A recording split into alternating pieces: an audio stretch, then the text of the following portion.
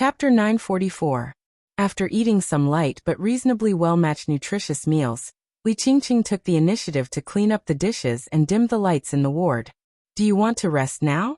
She sat down on a small bed that was temporarily arranged in the ward, looked at Li Shi, and asked softly, I'm not sleepy.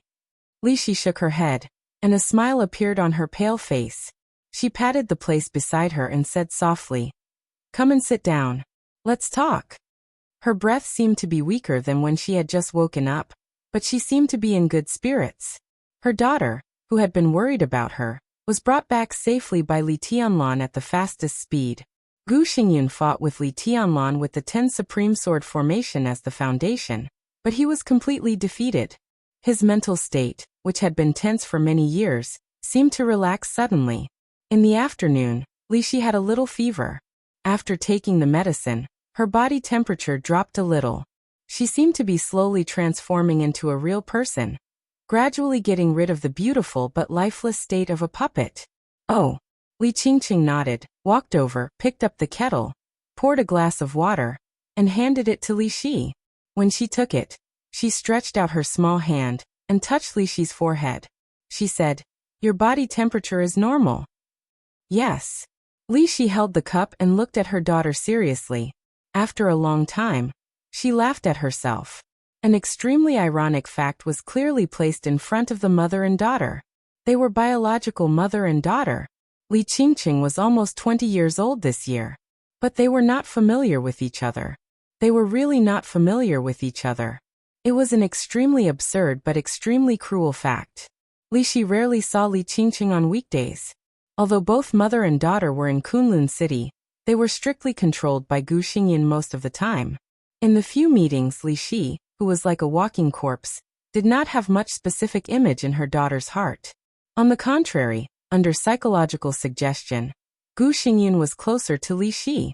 Although Gu Xingyin was not a good father at least his sense of existence was many times that of Li Shi. So at this time, without Gu Xingyin, when she was alone with her daughter, Li Shi obviously had a lot to say, but she didn't know what to say for a while. We will go to Tiannan tomorrow. Will we settle down in Xianyuan City in the future? Li Qingqing carefully cut an apple and took the initiative to speak. Li Shi was stunned and chuckled. You don't like it? Li Qingqing took a small bite of the apple. Her usually calm eyes revealed a trace of confusion. After a while, she shook her head and said softly, I don't know either. It had been less than a day since she left Kunlun City, and she couldn't adapt to the current life where she didn't know what to do at all. She didn't care about Kunlun City and Gu Xingyun, but she didn't resent them either. She suddenly left that place and came to her mother, who was a little strange but had never been far away from her. What she had in her heart was pure discomfort. Then you can think about it. Li Shi stretched out her hand and carefully stroked her daughter's soft hair. Her voice was distant and clear, as soft as the wind. To be exact, I will go to Tiannan tomorrow and settle down in Xianyuan City. If you don't like it there, tell my brother-in-law. Well, tell His Majesty Donghuang that he can stay in Yuzhou, go to Huading, go to Jiangxia, or go abroad. If you don't want to listen to him, it's fine. I can give you a sum of money. You can go wherever you want and do whatever you want. Carefully, she held the woman in her arms. After her infancy, it was the first time for her to do this for so many years. Feeling Li Qingqing's stiff body, Li Shi's body trembled slightly. Qingqing, I'm not a good mother. This is the truth. I don't even deserve to be a mother. For so many years, I'm sorry. All the things that a mother can give, I'm not worthy of it. All the things that a mother can give me have never been given to me, but at least now. The most important thing I can give is also what I've been looking forward to for many years. She held her daughter tightly and whispered, I'm free, truly free. From now on, no one will restrain me. You can choose not to forgive me or even leave me and never come back. But I'm free. Even Li Tianlan won't force me to do anything or go anywhere. I'm the only one who can live in Xianyuan City. I can refuse. Oh. After a long time, she nodded quietly in Li Shi's arms and whispered, I don't know where to go. I'll go to Xianyuan City with you. Li Shi nodded hard. She was so excited that she couldn't speak for a while. I heard that Xianyuan City is very beautiful. If we go there, we should be able to get a good house, right? Li Qingqing straightened up from Li Shi's arms and smiled softly. Of course, Li Shi said softly. You can choose from every place in Xianyuan City. She said this with great confidence. She had decided to join Emperor Dong's palace, not being coerced or given away, but voluntarily. Now she had not recovered from her serious injury, and it was estimated that it would be difficult for her to recover to the real peak of the invincible realm. But as long as she had time, she could completely recover to a realm infinitely close to the peak of the invincible realm.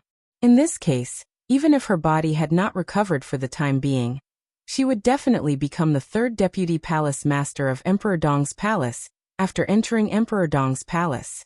She didn't need to worry about some treatment issues at all. Li Qingqing, who was a little confused, nodded and glanced at everything in the room absent-mindedly. She suddenly raised the apple in her hand. It's very sweet. Do you want it? Li Shi looked at her and shook her head slightly. Then let's have a rest, Li Qingqing said. No hurry, Li Shi whispered. I just received a call from Saint. A special guest is coming. A special guest? Li Qingqing blinked her eyes. Is he here to visit? He did say that he was here to visit me, Li Shi said thoughtfully. But the main purpose should be for you. Li Qingqing frowned slightly. Who is it? There was a knock on the door before Li Shi answered, slow and clear. Li Shi raised her eyebrows slightly, sat up straight, and said loudly, Please come in. The door was slowly pushed open. Jiang Shangyu walked in with a calm face. Li Qingqing's rosy mouth opened slightly, and she was a little surprised. She naturally knew Jiang Shangyu. Before he completely fell out with Kunlun City, Li Qingqing had contact with Jiang Shangyu several times, and even played in Beijiang for a period of time.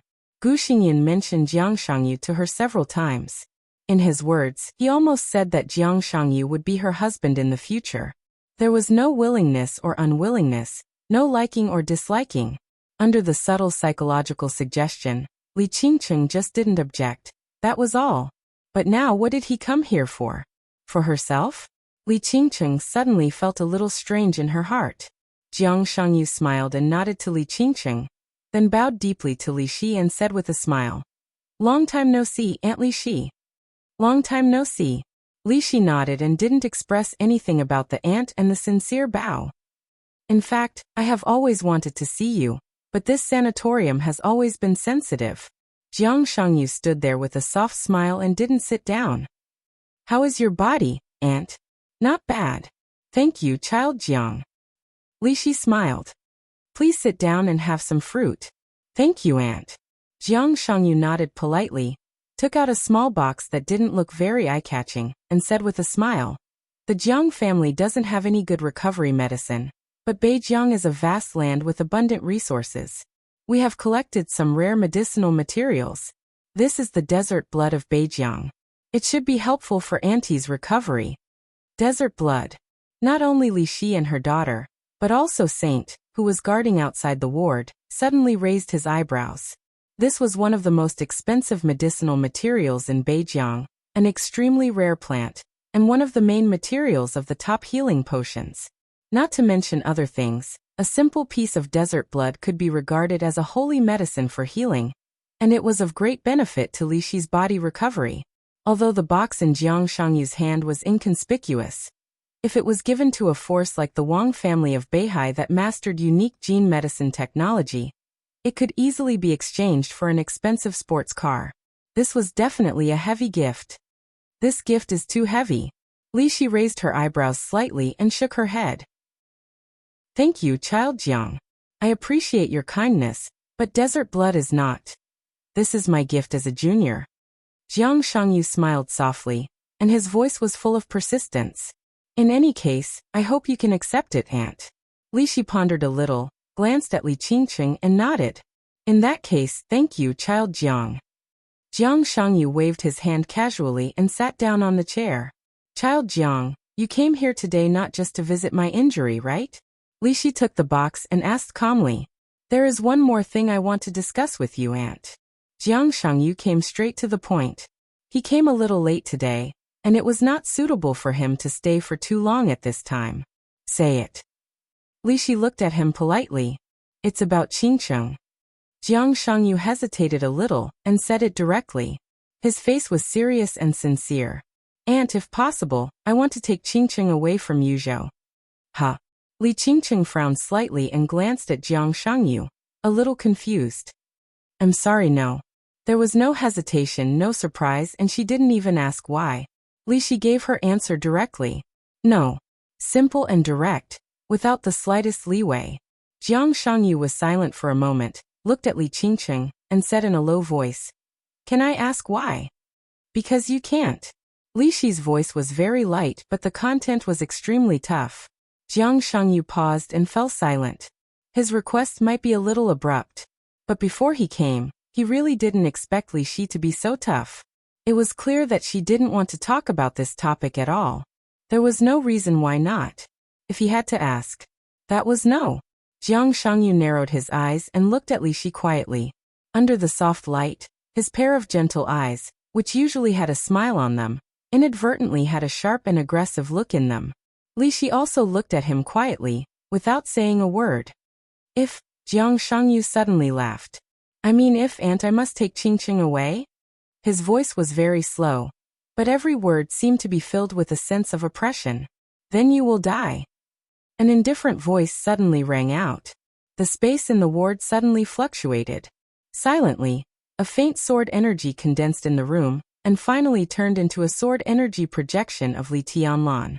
He directly answered the question for Li Shi. Die here. Chapter 945. I mean, what if I have to take Qingcheng away? Then you'll die. Die here. Simple, clear, and straightforward. What Jiang Shangyu said was his boldest idea. Li Tianlan's answer was the most serious consequence. No one would doubt Jiang Shangyu's determination, but no one would doubt Li Tianlan's strength. The room suddenly quieted down. Li Tianlan's sword chi projection stood in the middle of the ward, looking at Jiang Shangyu lightly. Jiang Shangyu's pupils contracted slightly, and he smiled slowly. Your Majesty, long time no see. Li Tianlan was expressionless. Do you want to try to grab her? Jiang Shangyu's breath surged several times, and finally it slowly converged. He said with emotion, Your Majesty is as tough as ever. He did have the idea of grabbing people. Li Shi had not recovered. Saint was guarding outside. In such a case, if he suddenly took Li Qingcheng away, he would have a great chance to escape. But it was completely different with Li Tianlan. When he entered the sanatorium, he did not notice Li Tianlan's breath, but now the projection of the other party appeared in the ward, so the real body must be not far away. Even if he could grab her, Li Tianlan had ruthlessness and would catch up with him in an instant. It made no sense to grab her by force. He sat in the chair again, spread out his hands, and smiled helplessly.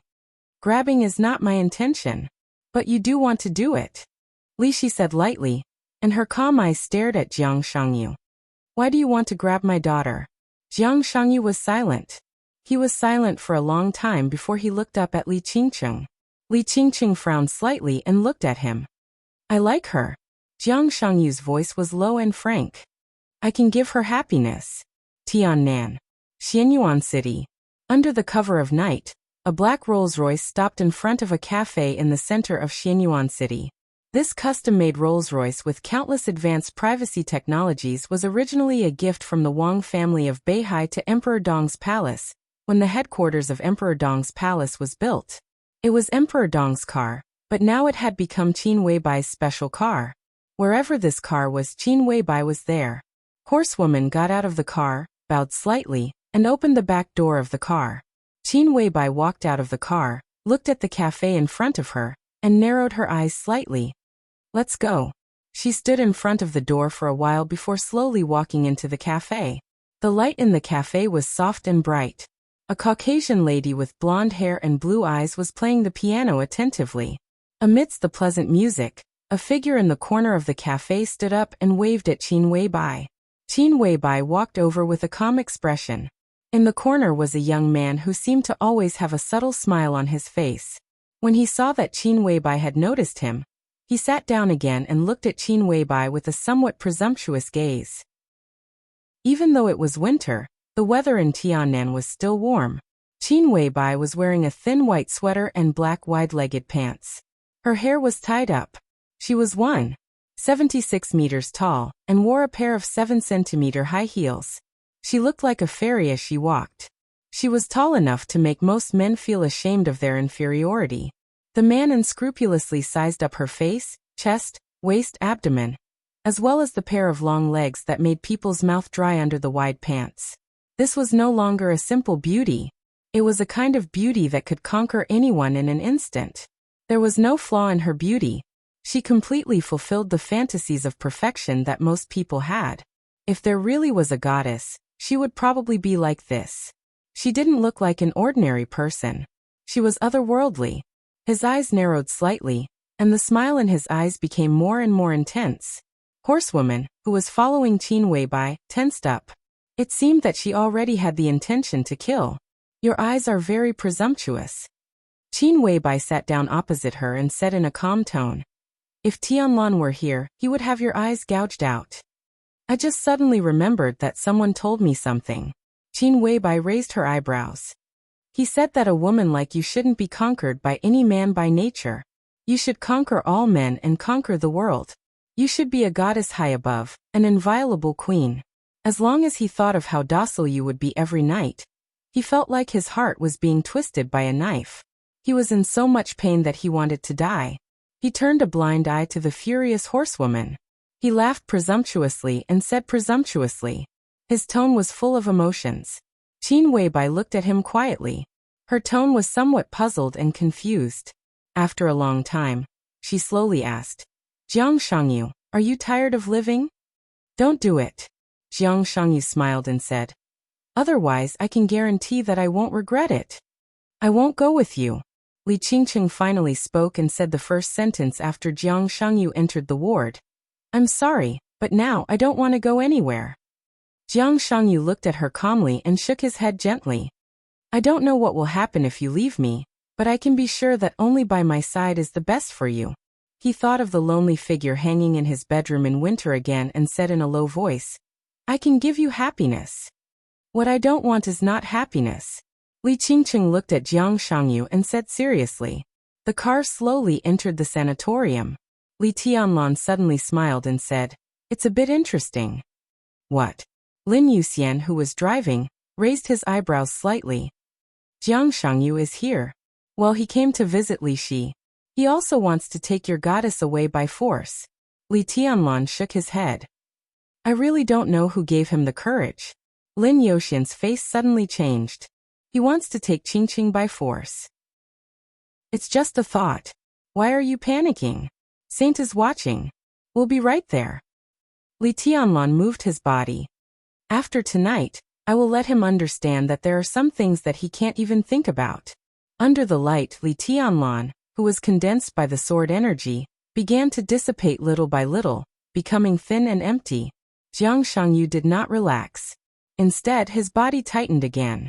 Li Tianlan cancelled the sword energy projection, which meant that he could appear in the ward at any time. Looking at Li Qingqing, who obviously showed her refusal, Jiang Shangyu took a deep breath, slowly stood up, and took a step in the direction of Li Qingqing.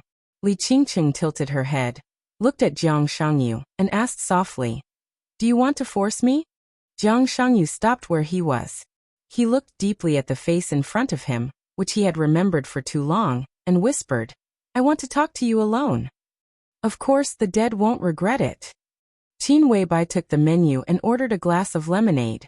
Her tone was indifferent. Dead. I didn't say that. I have no idea about you. The goddess is high and mighty, but as a mortal, I can still understand. I know what kind of person is suitable for me, and I know what kind of person I like. I was just passing that sentence. Even if I'm guilty, it's not enough for the crime of blasphemy, right? Jiang Shangyu said softly. Qin Weibai did not speak. Her fingers were pointing at the menu. Suddenly, she froze in place and did not look up for a long time. Did it remind you of anything strange? Jiang Shangyu smiled playfully. Do you know the crime of blasphemy? Qin Weibai lowered her head, and her voice was cold. What do you think? Jiang Shangyu laughed. There was a kind of arrogance on his face that had almost never been shown. Blasphemy. In this era, This word could barely be applied to the Holy Land of Italos. But in another era, when no one was sure whether it was the past or the future, the word blasphemy had almost become a special word in Emperor Dong's palace. Behind this word were the lives of 6 patriarchs of wealthy families, more than 20 dignitaries of various countries, 3 princesses, 3 princes, and 4 invincible realm experts. These people were all defined as blasphemy by Emperor Dong's palace. The most fundamental reason was that they had offended the Empress of Emperor Dong's palace with words, or some of their eyes. That was an unimaginably brutal and oppressive absolute rule. The goddess of that era really stood at the height of overlooking all living beings. In front of her, almost no one dared to look directly at that cold and perfect face, except for Emperor Dong. Qin Weibai was in a trance for a moment. She handed the menu to Horsewoman standing aside, and her expression gradually became cold. "It's really you. It's not me." Jiang Shangyu laughed. This was not a denial, but a fact. Qin Weibai understood what this sentence meant in an instant. She was silent for a few seconds and said, "Where are you now?" "He was asking about you." "Not him." "Well," Jiang Shangyu narrowed his eyes and said with a smile, "Now I should be negotiating with Li Tianlan in Yuzhou." Qin Weibai completely understood what Jiang Shangyu meant when he said at the beginning, "Don't do anything. Otherwise, it would definitely not be him who would regret." She was now facing Jiang Shangyu at the same time. In Yuzhou, Li Tianlan was also facing Jiang Shangyu. Qin Weibai closed her eyes. Her heartbeat became extremely fierce in an instant. All kinds of messy thoughts swept through her mind like a storm. She subconsciously clenched her hands. At this moment, she suddenly thought of Molad in the Holy Land and His Majesty behind him. At that time, it was not her who went to the Holy Land. But she also knew this news. She recalled some details of the chaos in Snow Country, as well as the details of the major forces against Beihai. Forcing herself to calm down, Qin Weibai narrowed her eyes tightly. "You planned the thing in Beihai? You're exaggerating. I just added fuel to the fire. This thing is fundamentally a conflict between Beihai and Zhongzhou State. It's just that Emperor Dong's palace rose too quickly, so I was also involved." Jiang Shangyu said lightly. The lemonade was served. Qin Weibai held the cup and drank the water. She took a deep breath and suddenly turned to look at Horsewoman. "Go to the car and wait for me," she said calmly, and her tone was indisputable. Horsewoman hesitated, then turned and walked out of the cafe. "Wise decision." Jiang Shangyu smiled. Qin Weibai stared at Jiang Shangyu coldly. "You're not dead." "That's not surprising." Jiang Shangyu shook her head. "Because I'm not an exception." "You're not dead either, aren't you?" "Knights Templar, the Jiang family of South America, East Island." Qin Weibai murmured to herself. "What a big deal. Compared with you, this is nothing. Samsara Palace is amazing. That's what a force should be like. What about me? Now Knights Templar is basically loyal to me, but the Jiang family of South America and East Island are at most cooperating with me. At most, I can occupy some dominance. I'm not as lucky as you. When you went to the Wang family of Beihai and the 24 moves of sword fought against the 6 paths of reincarnation, I hid in the dark. But no one thought that you would be so crazy that you chose to die together with Wang Xingxiao. I had a reason to take action, but I was too late. You smeared the blood of Vermilion Bird and Xuanwu on Xianyuan Feng, and the final outbreak of ruthlessness involved me. When you came back, you could meet Wu Wei, and he could use years of fate to heal your injury. But what about me? 2 deadly poisons and terrifying injuries were in my body. I was lucky to be alive. When your injuries stabilized, I was still on my last breath. When you began to try to recover your cultivation, I was still at death's door. When your cultivation began to stabilize, I found you. We shared the burden of your injuries and barely survived." Jiang Shangyu laughed and said somewhat mockingly, "And then? When you left Zhongzhou State and began to build Samsara Palace, I probably just entered the chi-controlling realm.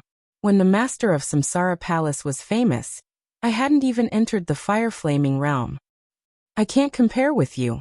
I have everything I have today, because I carefully accumulated it little by little. You are different. You have everything you have today, because you took it by the way." Qin Weibai listened quietly and looked at Jiang Shangyu indifferently. So, now you're not going to hide it anymore? It's not necessary. Jiang Shangyu chuckled softly. The time is ripe. Your sword over Mormons decided a lot of things. Next, it should be my time. Why did you accept Wang Shengxiao's invitation back then? To avenge your father? But he had already died at that time, and the Wang family of Beihai was also responsible for your father's death. If that was not an invitation.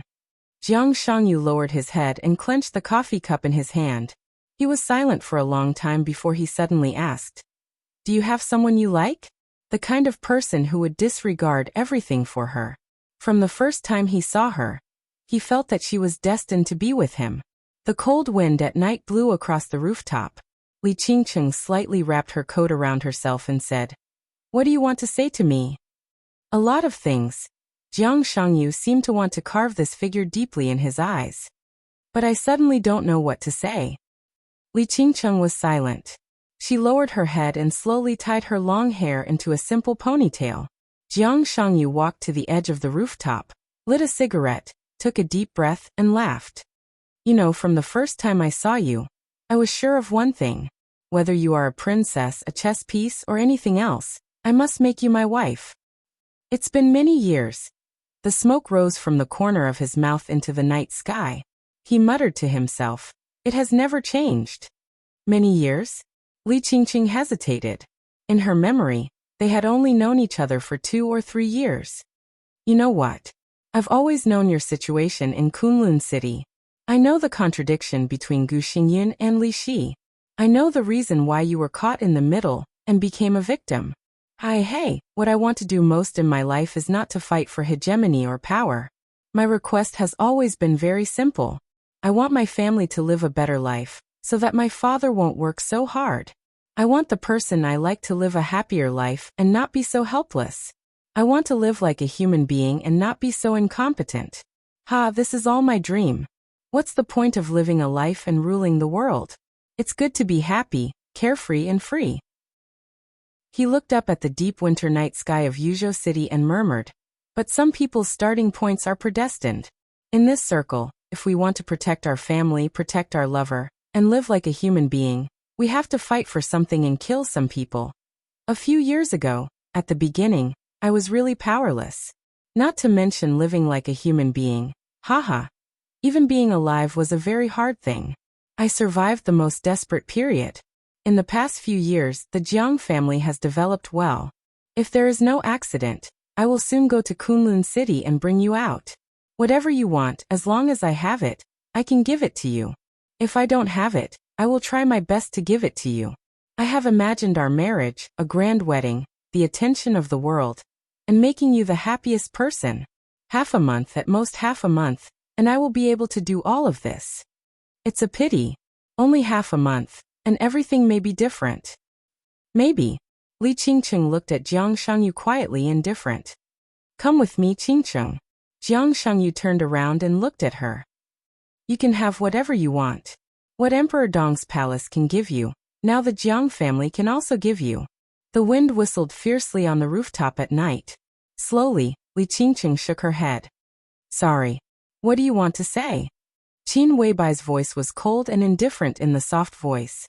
"You avoided my question." Jiang Shangyu smiled playfully. "Are you saying that until now, you are not sure whether you love Li Tianlan or not? Or are you not sure whether you love Li Tianlan or Dongqing Huangtu?" Qin Weibai twitched the corner of her mouth and said calmly, "Nonsense. Maybe." Jiang Shangyu picked up the cup, took a sip of the cold coffee and said quietly, "I'm here today with full sincerity, and I hope you won't let my kindness down. We both have things that we value and people that we value. You can look at the world and give Li Tianlan a beautiful country. I'm not so broad-minded. I just want to protect my family and the woman I love.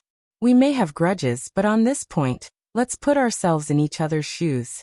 Because if Li Tianlan is hurt, what you will do is what I may do now. Today's meeting is a negotiation, or I beg you. In short, don't force me to be a madman. I hate doing anything at all costs, including standing with Wang Shengxiao to deal with you." Qin Weibai's eyes moved, and she said thoughtfully, "That is to say, before the war, The Wang family of Beihai controlled Li Qingqing?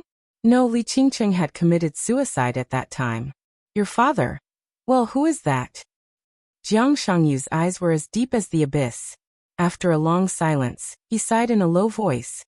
It's Qingqing's child. Even if the child is not mine, but, he shook his head fiercely and seemed a little irritated. I'm the same as you. There are always some feelings, aren't there? Qin Weibai narrowed her eyes and played with the lemon water in her hand. After a while she said slowly, No, we are not the same. I love him. Thinking of Li Tianlan, Qin Weibai's eyes were gentle and somewhat intoxicating. It was a kind of joy from the heart. I can also be sure that he loves me too. A few years ago in Huading, when he saw me for the first time, I saw the emotion in his eyes that may not be strong but was obvious enough. She smiled softly and looked at Jiang Shangyu, whose face was a little ugly. I can do anything for him, and I also believe that he can do anything for me. I am his woman, and in the future, I will even be the Empress of East Emperor, or even the Empress of the whole dark world. We have each other, in the past and in the future. So we are not the same. She took a step back gently. Li Qingqing's expression was as indifferent as a beautiful landscape painting. Full of sincerity and frank love came to her face, so heavy that she even found it difficult to resist. She slowly shook her head. Perhaps Mother is right. What I want and need the most right now is freedom. Master Jiang, I can't go with you. I'm sorry. I can give you freedom. Jiang Shangyu suddenly took a step forward. No one will restrain you, neither will I. On the contrary, if you leave with me, you will be freer than you are in Emperor Dong's palace. Much freer. Why don't you understand? You are destined to be my woman. Come with me, and you can do whatever you want by my side. I've heard people say that the so-called freedom is not that we can do whatever we want. It is that we can do whatever we don't want to do. Some thin clothes fluttered in the night wind. Li Qingqing smiled faintly. She was quiet and tranquil, like a lotus. I don't want to go with you. It is my freedom. You want to take me by force. No matter what you will give me in the future, in fact, I am not free. Jiang Shangyu was stunned. Thank you, Master Jiang. Li Qingqing said softly. Thank you for your love, but for me, I don't think it is a good thing to accept a relationship. As for marriage, now that I have freedom, I won't think about marriage. Maybe I won't think about it in my life. I'm very grateful for your love, but, she smiled and said the cruelest words in the most direct manner. I don't love you. She doesn't love you. Qin Weibai looked at Jiang Shangyu, who was a little gloomy. Li Qingqing doesn't belong to you in the past or the future. You have never owned her. Maybe you can give up everything for her. You want to change her fate, but in fact, you didn't do what you could. On the contrary, Tianlan has changed her fate. She is free. You have the right to pursue her, but you are not qualified to control her life under the excuse of loving her. You are not even qualified to sit here and talk about this topic. Do you think this argument can persuade me? Jiang Shangyu's expression changed little by little and finally became expressionless. His voice was a little cold. I'm not paranoid, but it doesn't mean that I don't insist. I was born as a human being, and I have always wanted to live like a human being. Everyone has something that they must insist on and can't give up. I don't want to persuade anyone. This is just a fact. Qin Weibai's voice was light. A fact? If the fact is that Li Tianlan met Dongqing Rushi first, fulfilled the engagement and returned to the Dongqing clan, and then met you, but didn't talk to you, would you be willing to give up? Jiang Shangyu asked with a sneer. I'm different from you. I helped Tianlan. The final battle of Heaven Capital, the chaos of Snow Country, and now the merger of Samsara Palace into Emperor Dong's palace were all just help. I never tried to control Tianlan's life and path. If what you said really happened, then I wouldn't give up. I would pursue him and even seduce him. As long as I stayed with him, I would do anything, but I would never control him. And your assumption is just an assumption. In fact, after he left the Li family, the first person he met was me. We may be the same, because we both have advantages that others can't compare with, advantages that can change everything. I didn't change anything and still became Tianlan's woman. And you didn't change anything. You could have made Li Qingqing fall in love with you and never leave you. When you could have done that, you didn't do anything. This can only be said to be your stupidity. Don't you think it's too late to make up for it after Tianlan made his move? I'm not here to talk about this today. Jiang Shangyu was silent for a long time before he said in a low voice, if I have to say, I can only say that my situation was not very good in the past few years. You can call the wind and summon the rain, but for me until more than 2 years ago, it was very difficult to simply live. I wasn't sure what kind of future I could give Qingqing, so I naturally wouldn't provoke her. But it doesn't matter. I'm here today for only one request. Why do you think I'll agree? Qin Weibai looked at Jiang Shangyu expressionlessly. Because of you, Jiang Shangyu said blandly. It may not be appropriate to talk about the other you, but you and I both know that you have fallen in Mormons. You, who Li Tianlan cares about most, have fallen in Mormons. Me, you and you are essentially the same, but this is our feeling. At least in Li Tianlan's eyes, you are just a fake. If you promise me, then the one in front of you today is not Jiang Shangyu. You can stay with Li Tianlan and spend the rest of your life with him. If you refuse me, then the one sitting here today is me. Two of me appear in Yuzhou and Tiannan at the same time. What will Li Tianlan think? I can help you keep a secret, and I can naturally see through your disguise. No matter how similar a fake is, it can't be completely real. Qin Weibai slowly stood up. Jiang Shangyu looked at him and narrowed his eyes. The choice is between me and you. You should know what this means. To you, Qingqing isn't someone you can't give up on. Also, this can't be considered giving up. I'm the most suitable man for her, and she is destined to be my woman. Only by being together with me can she obtain true happiness. Swish. Qin Weibai raised her palm. Half a glass of lemon water was directly splashed on Jiang Shangyu's face. Jiang Shangyu slowly wiped his face and smiled with a cold expression. You are the fake, Qin Weibai said lightly. When she turned around, her slender and thin figure drew a long shadow in the moonlight. The shadow moved slowly and finally disappeared on the rooftop, blending into the light. The cold chill swept the whole world with the airflow. Jiang Shangyu stood there and watched Li Qingqing's figure disappear completely. He closed his eyes with some pain. Obviously, your courtship failed. In the indifferent voice, Li Tianlan's real body appeared in front of him. Jiang Shangyu opened his eyes and smiled. It's just temporary.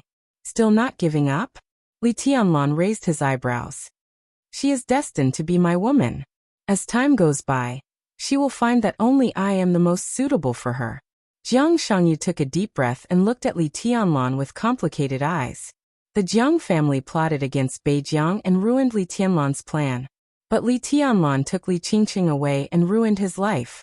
He laughed self-deprecatingly, looked at Li Tianlan, and said seriously, if you are willing to help me, then I will owe you a favor. At the right time, it is not impossible for the Jiang family to return Beijiang to you. We have many choices in our lives. Different choices represent different directions. Our greatest freedom is the right to make choices. Jiang Shangyu looked at Li Tianlan seriously and held out his hand to him. The lemon water slid down his face and dripped on his clothes. Jiang Shangyu lowered his head and wiped it casually. He said calmly, Qingqing has the life toxin of Kunlun City in her body. There are also strong spiritual hints. You Donglai can solve the first one. You can solve the second one. Solve the problem and help me get Qingqing. This is all I ask. If you help me, I can let you get everything. If you refuse me, I can let you lose everything. He looked up at Qin Weibai. What's your choice? Qin Weibai looked at him quietly. After a long time, she took a deep breath and said calmly, I am tired. Goodbye. That was her answer. Not having an answer was also an answer. She nodded to Jiang Shangyu and turned to leave. Jiang Shangyu sat in his seat motionless. He looked at Qin Weibai's back quietly and narrowed his eyes. He looked extremely dangerous. The cold wind blew. Jiang Shangyu's windbreaker fluttered backward. His palm slowly reached out to Li Tianlan. It was steady and peaceful, as if it contained great power. Li Tianlan looked at the palm calmly. The moonlight shone down. In the cold light, this scene seemed to be completely frozen. Jiang Shangyu's voice sounded almost word by word. We can choose many things, many directions, and many positions, which represent different situations and destinies. Now, Your Majesty Li Tianlan. Jiang Shangyu's palm stopped steadily in front of Li Tianlan, as if it had stopped for many years. His voice was deep and oppressive.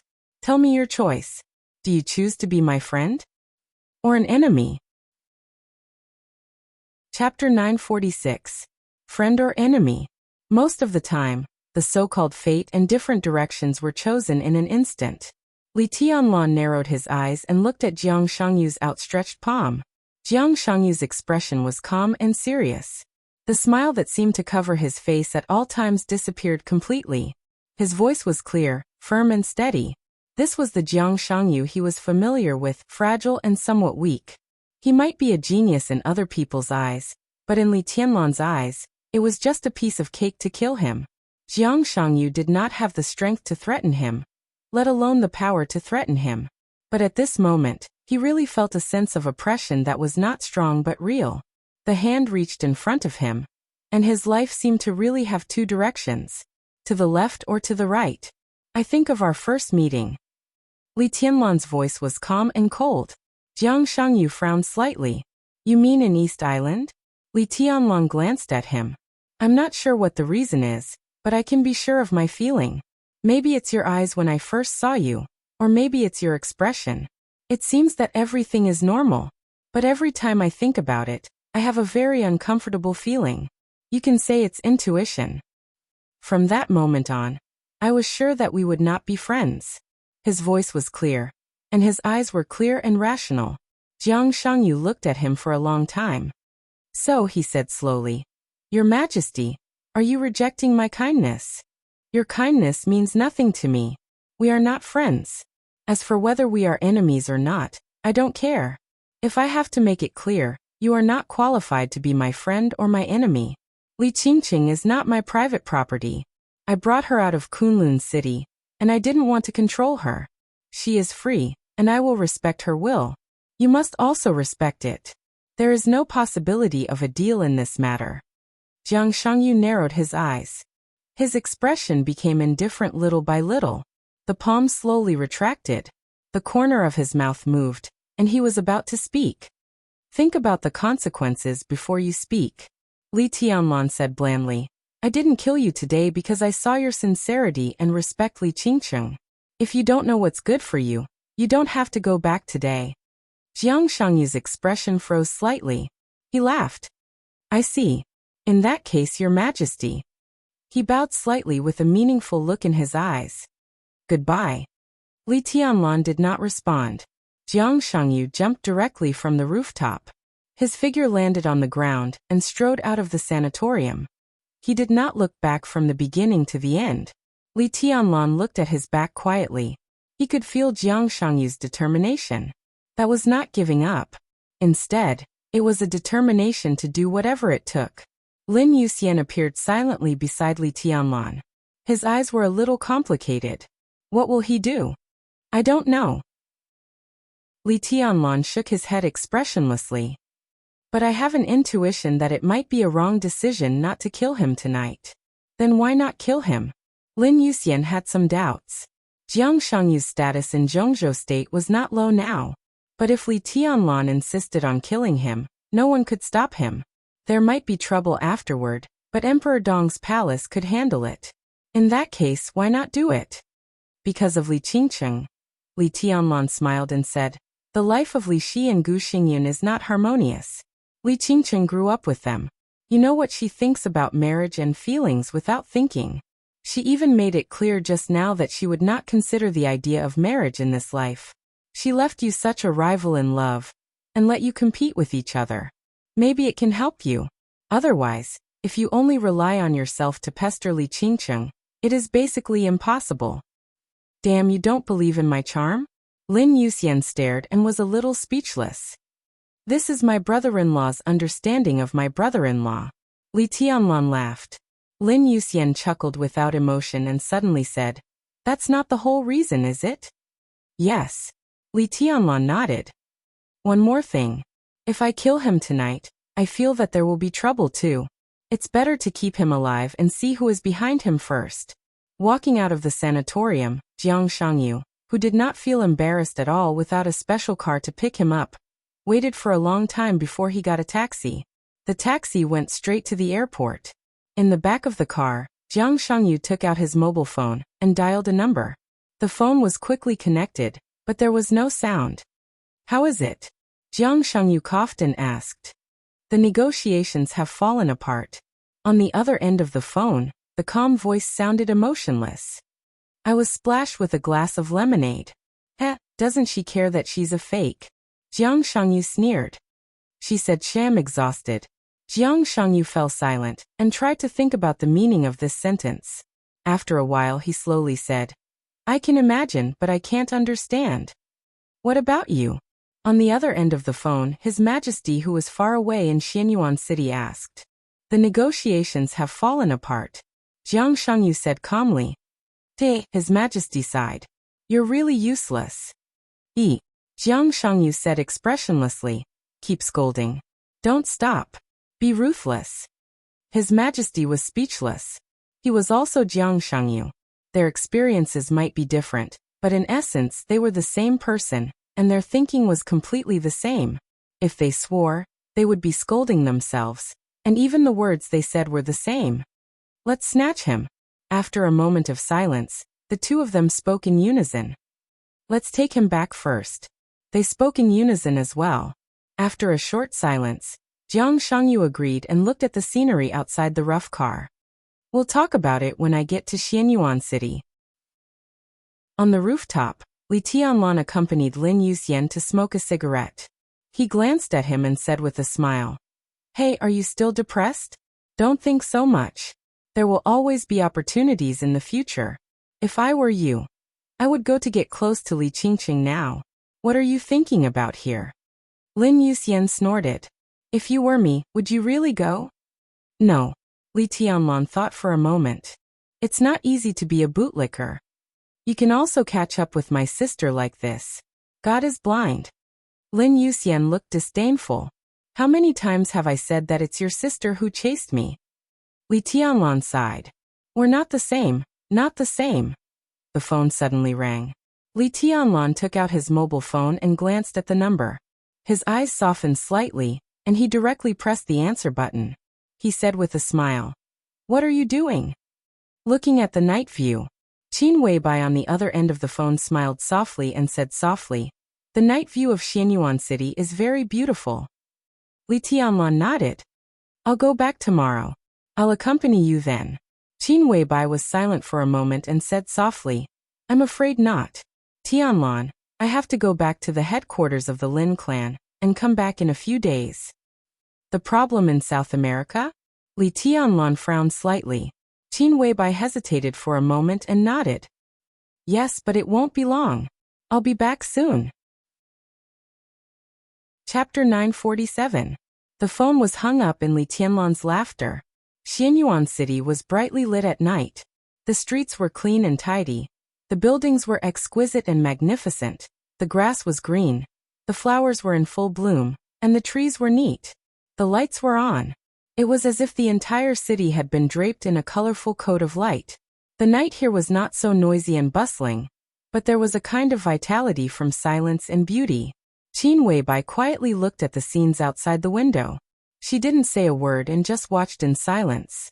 Why do you suddenly want to go back to the headquarters of the Lin clan? Horsewoman drove and suddenly asked in a low voice. It's really beautiful. Qin Weibai looked out of the window and muttered to herself. Then she laughed at herself. I'm afraid it's not mine. Horsewoman frowned and was a little puzzled. I just saw Jiang Shangyu. Qin Weibai lowered her head and whispered. Horsewoman responded. She also saw it, although she didn't know what Jiang Shangyu talked to the boss. When I met Jiang Shangyu, Tianlan also saw Jiang Shangyu. Qin Weibai's voice was deep and quiet.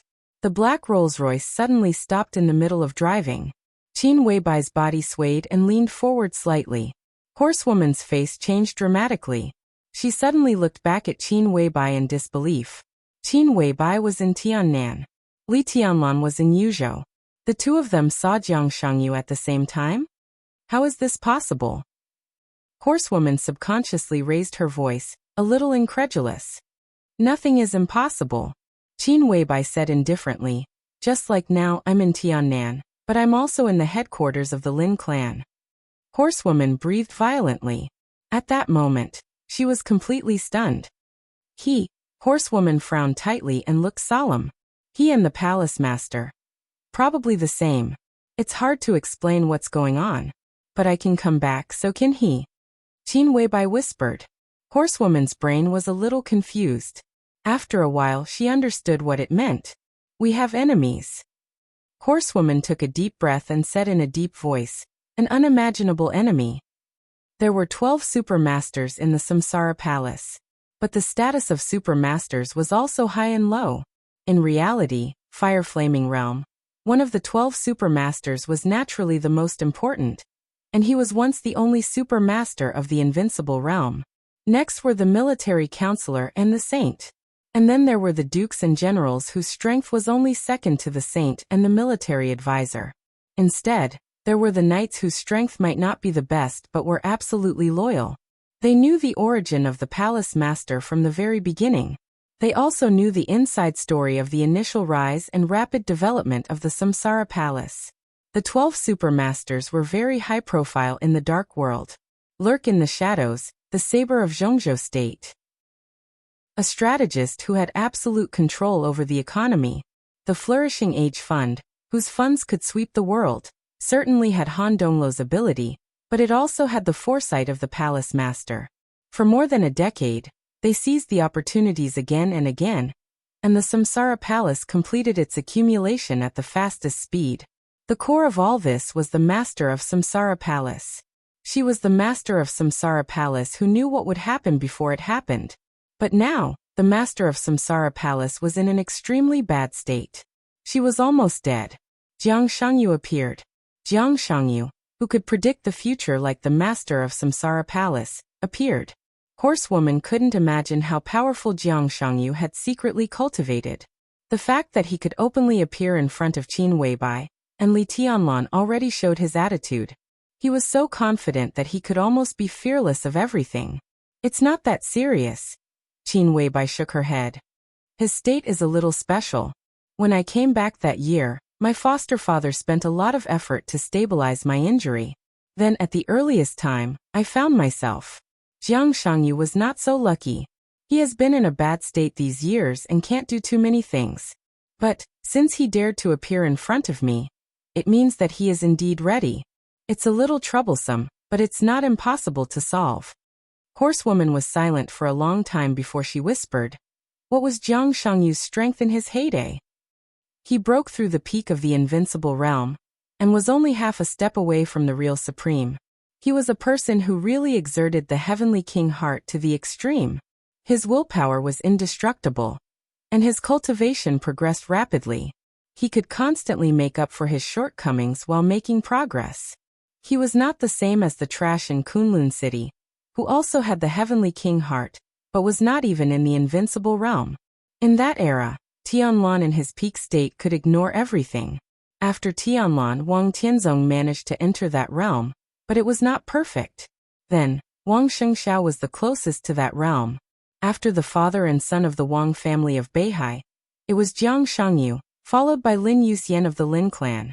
If we talk about the combat capability in his heyday, Jiang Shangyu in his peak state is stronger than Mr. Lin and Li Guangtu.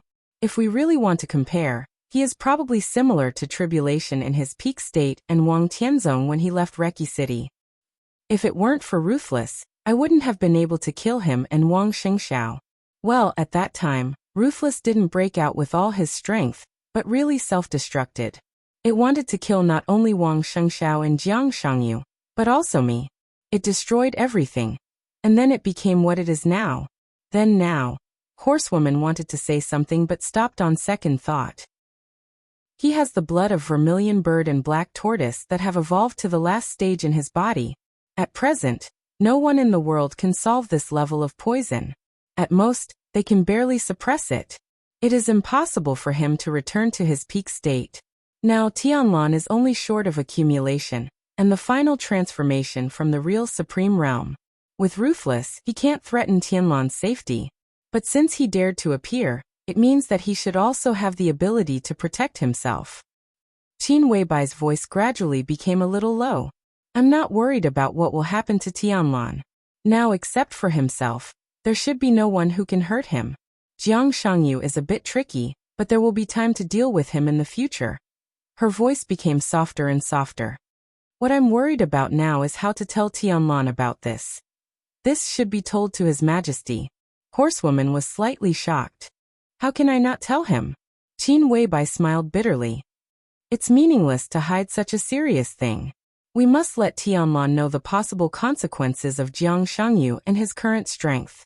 How can he not tell him? Horsewoman fell silent. So, she was silent for a long time before hesitantly saying, Did you go back to the headquarters of the Lin clan to see the situation of the palace master? Yes and no. Qin Weibai shook her head, leaned against the seat and closed her eyes. I'm really tired, she whispered, staying with Tianlan. I'm very happy but also very tired. I know I am. We have the same thoughts, the same behavior, and even when we stand together, we have the same feeling. Can you understand? When I'm with me, it's not that I know what you're thinking. It's what I'm thinking. I'm thinking. My thoughts, senses, movements, everything is exactly the same, without each other. I am me. When I'm with her, at a close distance, I don't need to read the notebook that deepens the impression at all. I can directly read the pictures that I haven't experienced in that era, but I have experienced them from my mind. We are the same person. I firmly believe it, accept it, and even believe it. But it's still very tiring. When I see Tianlan, I can take it for granted that we are the same person. But when I'm with him, every time he looks at me, hugs me, and even presses on me, I feel that he is looking at another person. That person is me, but not me. This kind of feeling. Qin Weibai's voice was a little desperate. Do you understand? Horsewoman was silent for a long time before she shook her head slightly. In fact, whether I am me or not, in Tianlan's eyes, maybe it's different? In military counselor's heart, it's the same in Flaming Fire's heart, and it should be the same in his heart. So, Jiang Shangyu said that I'm an imposter. Oh, I really can't be an imposter. In fact, before this, we knew the existence of Jiang Shangyu. I'm just not sure who he is. I imagined the day when all this would be exposed, but I didn't expect it to come so soon. Jiang Shangyu is an enemy. His Majesty may not believe what he said. Horsewoman comforted with a pale face. I'm not sure if it's a lie, but things have come to this point. Maybe it's not a lie, but a lie. Qin Weibai muttered to herself. I'm really tired. You don't understand that kind of feeling. I love him as much as I love him. It's a completely consistent, strong feeling. But in his heart, I may be different. I don't want to go on like this. She whispered. Every time I see myself in the Lin clan, I will firmly believe that we are the same person. So I want to go back and see my own state. In any case, at the right time, I will tell Tianlan everything.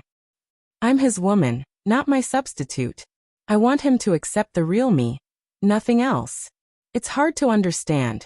Horsewoman was silent for a long time before she said frankly, I can understand your incomprehension. Qin Weibai smiled. That's why I feel so tired. Horsewoman hesitated. What if His Majesty doesn't accept your identity? If he thinks you are not you like Flaming Fire, what will you do then? There's no way. Qin Weibai's eyes were calm and a little empty. With Jiang Shangyu's existence, this seemingly flawless secret will be revealed sooner or later. Tianlan will know it sooner or later. The only difference is whether I tell him or someone else tells him. It's better to get the pain over with. She whispered. When I come back from the Lin clan, I will confess everything to him. Even. The light outside the window shone on her face. That exquisite and perfect dreamy face was pale, and almost transparent. She shook her head hard and whispered, even if it's my end. Chapter 948. In the dead of night, Li Tianlan sat on the rooftop of the sanatorium, and enjoyed the breeze. Once again, Wuxia turned into Li Tianlan and sat with him. The vast and majestic sword energy fluctuated with its appearance. The dense sword energy spread from the rooftop, and eventually covered the whole sanatorium. This sword chi was so perfect and flawless that it didn't even have a single flaw. Instead, it looked like an airtight domain. Li Tianlan reached out his hand and poked the sword energy around him in boredom. The sword energy was like a transparent cover. As he stretched his fingers forward, the sword energy broke one after another like a cover. The small holes appeared one after another, and were silently patched by Wuxia. Then he poked it again and patched it again slowly. A man and a sword played the game out of boredom. Eventually, the whole sanatorium was filled with surging sword light. "Your Majesty!" A voice suddenly rang out at the door of the rooftop. Saint walked over with a food box and a pot of wine. He said helplessly, "What are you doing?" Li Tianlan answered blankly, as if he couldn't react. Wuxia silently withdrew the domain of sword energy and turned it into a cloak. He put it on Li Tianlan to block the cold wind. Saint shook his head with a bitter smile. He had been pursuing swordsmanship all his life. He was the sword master of Mount Shu. Later, he became a saint. He still learned Dongqing Huangtu's swordsmanship, which was also Li Tianlan's swordsmanship. Now that he had entered the invincible realm, his perception of swordsmanship had reached the extreme. He had fallen asleep, but Li Tianlan and Wuqia's game seemed to be silent. However, the surging sword energy was like a dazzling light to Saint, easily dispelling all his sleepiness.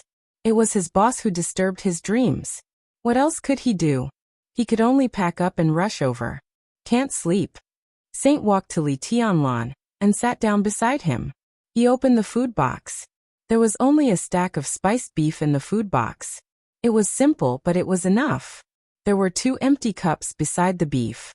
Saint took out the cups, handed one to Li Tianlan, and poured wine for him. The wine was mellow and slightly warm. "Last time I went back to Tiannan, I asked for a batch of good wine from Senior Yu. The Huadia wine he made is very famous even in the Hidden Dragon Sea Council," Saint said with a smile. Li Tianlan's eyes were in a trance. He took a sip of wine and became more and more silent. "His Majesty can't sleep? Is there something on your mind?" Saint asked again. I'm fine. It's just, I don't know what you're thinking." Li Tianlan was somewhat absent-minded. He really didn't know what he was thinking, but his mind was a little chaotic, and he didn't feel sleepy at all. He grabbed a piece of beef with sauce and put it into his mouth. He shook his head hard and took another sip of wine. "I'm thinking about a lot of things," he said softly. "The future of Emperor Dong's palace, my future. I miss the Li family, my grandpa, the carefree life of the Wang family of Beihai and the Lin clan, my own life experience, a lot of things. It's a mess, or maybe I don't think about anything." "Your Majesty is thinking about the Dongqing clan?" Saint asked with a smile after a moment of silence. Maybe Li Tianlan nodded. "Parents. Mom and Dad. This word is very strange." He gulped down the wine and shook his head slightly. There were some things that were completely different from saying it out loud. Li Shi, who sobered up, told his life experience in the clearest manner as the person involved. It was a very strange feeling. For a long time he didn't quite understand why the Dongqing clan would give him unconditionally. He didn't understand why the giant group made plans with him as the core. He didn't understand why Dongqing Wudi and Bai Qingqian accepted Qin Weibai and Wang Yuetong so easily. He didn't understand why Bai Qingqian and the Dongqing clan almost turned against each other and became enemies. He didn't understand why Bai Qingqian and the Dongqing clan almost fell out and became enemies. He slowly realized something. And everything Li Shi said was the answer to all his incomprehensible questions. Li Tianlan's heart was a little chaotic, but he couldn't tell what specific emotion it was. It was a very subtle psychological activity, so subtle that he didn't even form any specific emotion or feeling. He fought with Gu Xingyun, attended the meeting of the parliament, watched the changes in Beijiang, listened to Lin Fengting talk about the origin of murderous weapons, and watched Jiang Shangyu perform to his heart's content. Today was undoubtedly very lively, and he lived a fulfilling life. When everything was over and he was alone, Li Tianlan's mind became a little complicated. "I thought your Majesty was worried about the next decisive battle in Beihai." Saint smiled. Li Tianlan shook his head and didn't speak. He really didn't think about it. Even if he knew the existence of Wuyo, no matter whether it was self-confidence or brainlessness, Li Tianlan's heart was firm. He was sure that he was invincible now, and he didn't care who his opponent was. Subtle footsteps sounded from behind the two of them, and they didn't hide it. Li Tianlan and Saint turned back at the same time. Li Shi, who was dressed neatly and looked a little pale, appeared at the door of the rooftop. Li Tianlan raised his eyebrows slightly. "Are you going out?" he asked directly. Li Shi nodded and whispered, "I will come back before I go to Xianyuan City tomorrow." Li Tianlan nodded and asked subconsciously, "Where are we going?" Li Shi shook her head and didn't say much. She had a free identity, and from tomorrow on a new life. If this night was a farewell to the past, then Li Shi always felt that she should say thank you to some people. Li Tianlan took a deep look at her, and didn't ask any more questions. He just said, "Be careful on the way. Go early and come back early." Li Shi said yes and turned to leave. Saint watched her back gradually disappear, then shook his head and whispered, "It's so late, Your Majesty. Where did she say she was going?" Li Tianlan was silent for a while, then said softly, "I don't know." At the same time, Tiannan, Xianyuan City.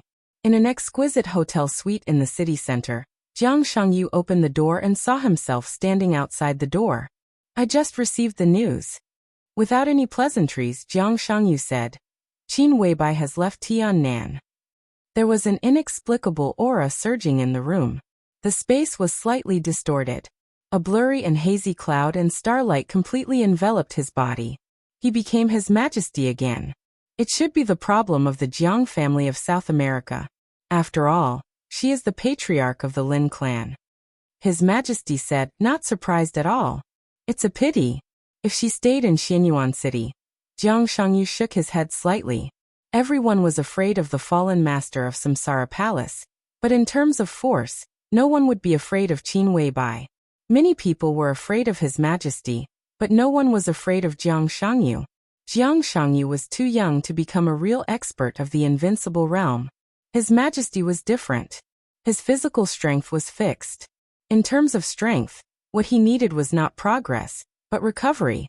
What was more, Qin Weibai basically knew nothing about martial arts. If he could control him, Li Tianlan wouldn't be able to hold on to Li Qingcheng. How can it be so simple? His Majesty shook his head, was silent for a while and asked, "How's Dad?" "There's no problem," Jiang Shangyu said. "The pension will be in place within 3 days. During this time, Dad will talk to some people in Beijiang and control them so that there won't be any accidents. In other words, control Beijiang so that there won't be any accidents." 3 days, His Majesty whispered to himself, nodded and said, "Then 3 days later I'll fight Li Tianlan." Jiang Shangyu raised his eyebrows slightly. "Then I'll start to sleep tomorrow." His Majesty nodded and said slowly, "Let's sleep longer this time. 3 days later, I'll fight Li Tianlan and at the same time, it will officially start the final battle in Beihai and the chaos in East Island. In order to prevent accidents, don't stop sleeping." "There's not enough nutrient solution." Jiang Shangyu frowned slightly. "I know, so I'll solve everything as soon as possible." His Majesty smiled. "If everything goes well, when I wake up, Li Tianlan should have died. He refused to be my friend, so I'll let him know how serious the consequences of his refusal will be." Jiang Shangyu shrugged. "Be careful. I don't think Li Tianlan is so simple now. That's how I feel. Of course I know." His Majesty's voice was calm. "That's why we need this final battle as a test." He took out his mobile phone, opened the address book, and directly dialed Li Guangtu's number. The phone rang twice, and then it was picked up. Li Guangtu's deep voice sounded a little dignified. "What's the matter?" "Don't be nervous." His Majesty smiled. "Nothing has changed. I'm just telling you a sudden decision." Li Guangtu was silent for a moment. On the other end of the phone he seemed to look at the time, and then his voice became a little irritated. "Say it. 3 days later, I'll challenge Li Tianlan." His Majesty's voice was calm and firm. Li Guangtu suddenly fell silent. He seemed to be trying hard to digest the news. After a while he asked, "Why?" "It doesn't matter." His Majesty's voice was calm. "Well, it doesn't matter," Li Guangtu repeated, and his voice became lower and lower. So you want me to cooperate with you? The original plan was to cooperate with His Majesty in the final battle in Beihai, sneak attack Li Tianlan, and kill him with one blow. But His Majesty, who was hiding in the dark, suddenly decided to come out. Didn't he need to consider the final battle in Beihai? No, there's no need. His Majesty said blandly. I'll test his strength first. Believe me, for now, I'm one of the people who knows Li Tianlan, Wuxia, and the 13th floor the best. Only when I make a move can I determine his current state. This final battle will attract everyone's attention. Taking advantage of this opportunity, my friends and I will complete the final infiltration in these 3 days. Your Highness, if there's nothing else, we can probably enter Beihai tomorrow to make the early preparations.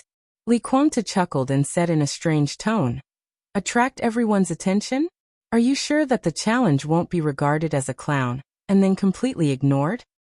No, Jiang Shangyu said softly. In this era, no one dares to ignore me, including Li Tianlan.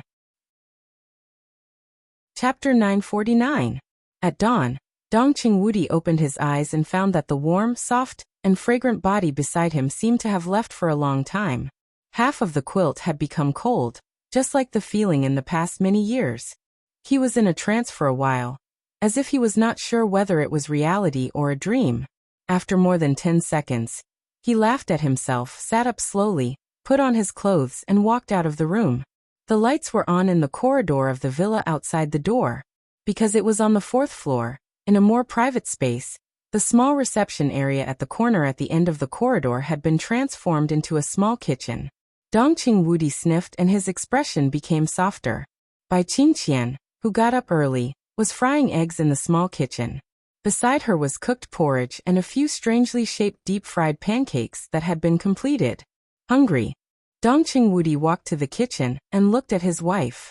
He laughed and said, If I wait a little longer, Sister Wu will probably get up. Why did you cook in person today? I made breakfast for both of us. Bai Qingqian, who was wearing an apron, put the fried eggs on the plate and whispered, I have a flight this afternoon. Dongqing Wudi froze for a moment, and then fell silent. Bai Qingqian was the speaker of Liaodong.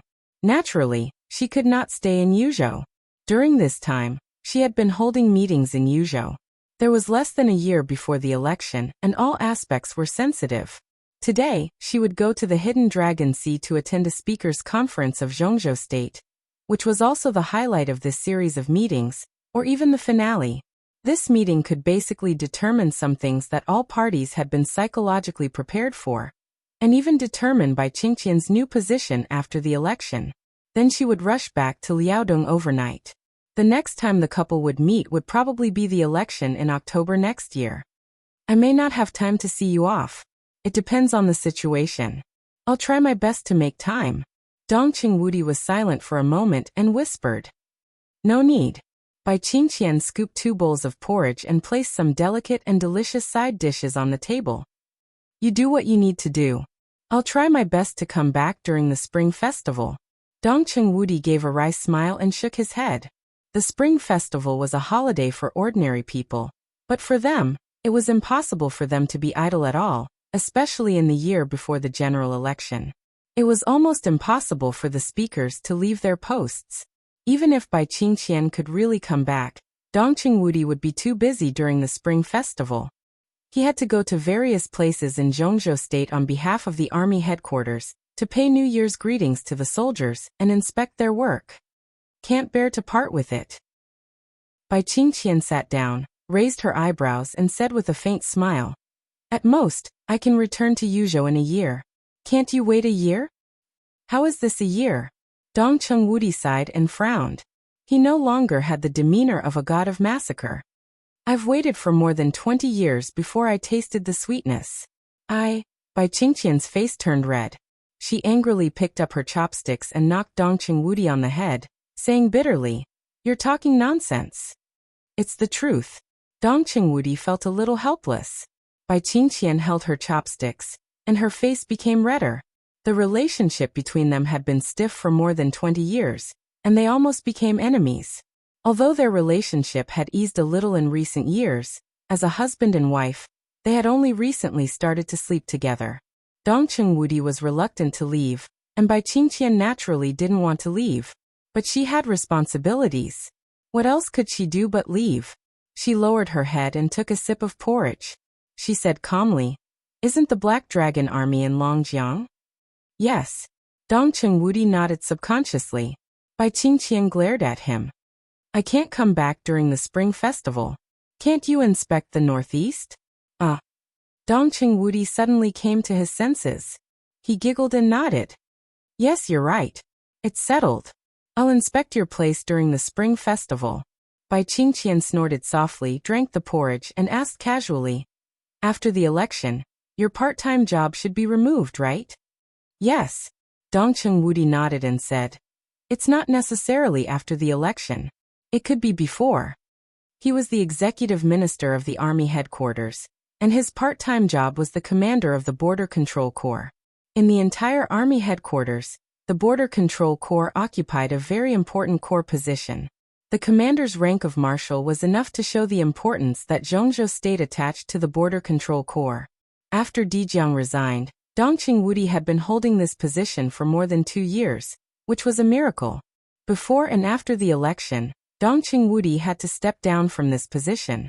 The academics, the Southeast Group, and the Prince Group were all reluctant to let Dongcheng Wudi continue to hold this position.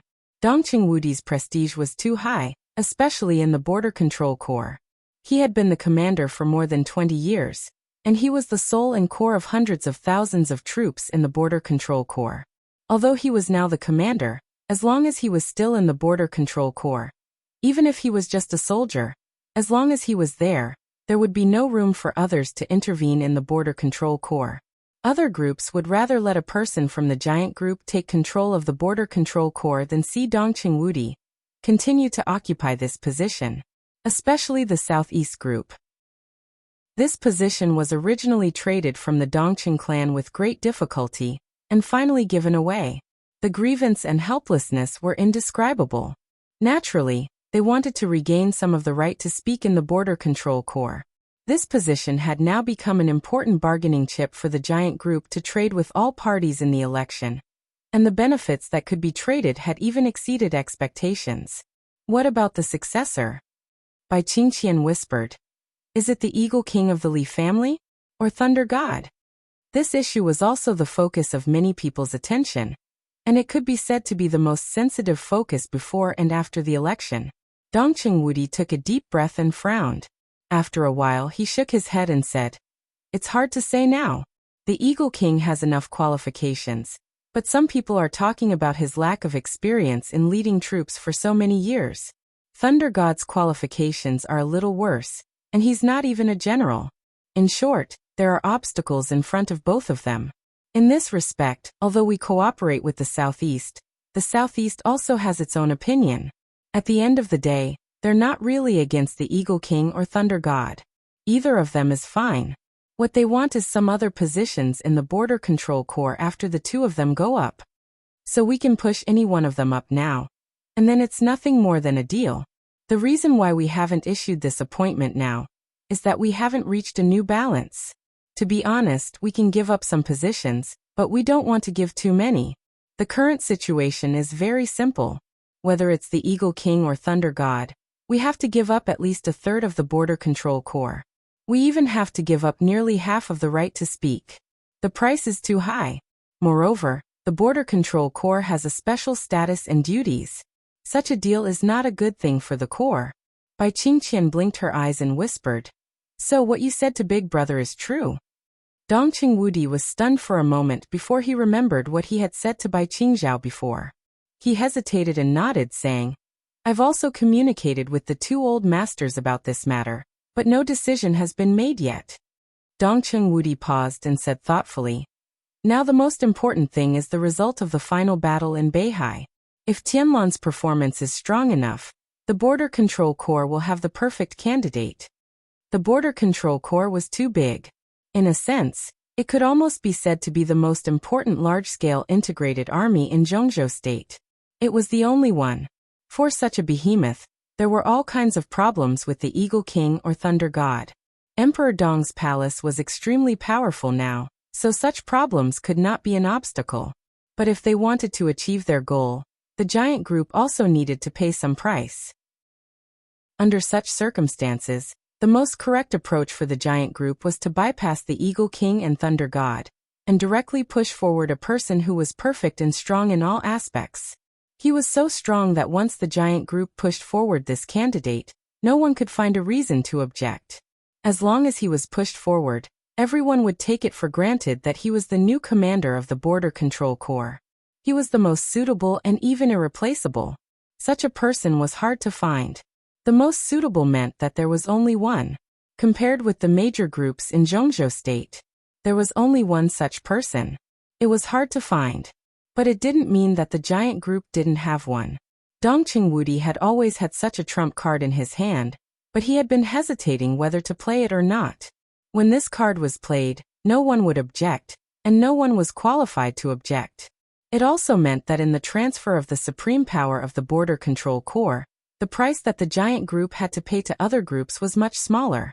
But if this card was played, the giant group might also lose another trump card, which would also bring some trouble. So Dongqing Wudi needed some new situations. The situation formed after the final battle in Beihai was undoubtedly a good entry point. But the premise was that the situation after the final battle was in line with expectations. Tianlan. Bai Qingqian's eyes were a little worried. Someone outside has already called him His Majesty. Is he really invincible? Is he really as rumored? The final battle in Beihai was the key point and the beginning of the Emperor Dong's palace. Li Tianlan was bound to be involved in it.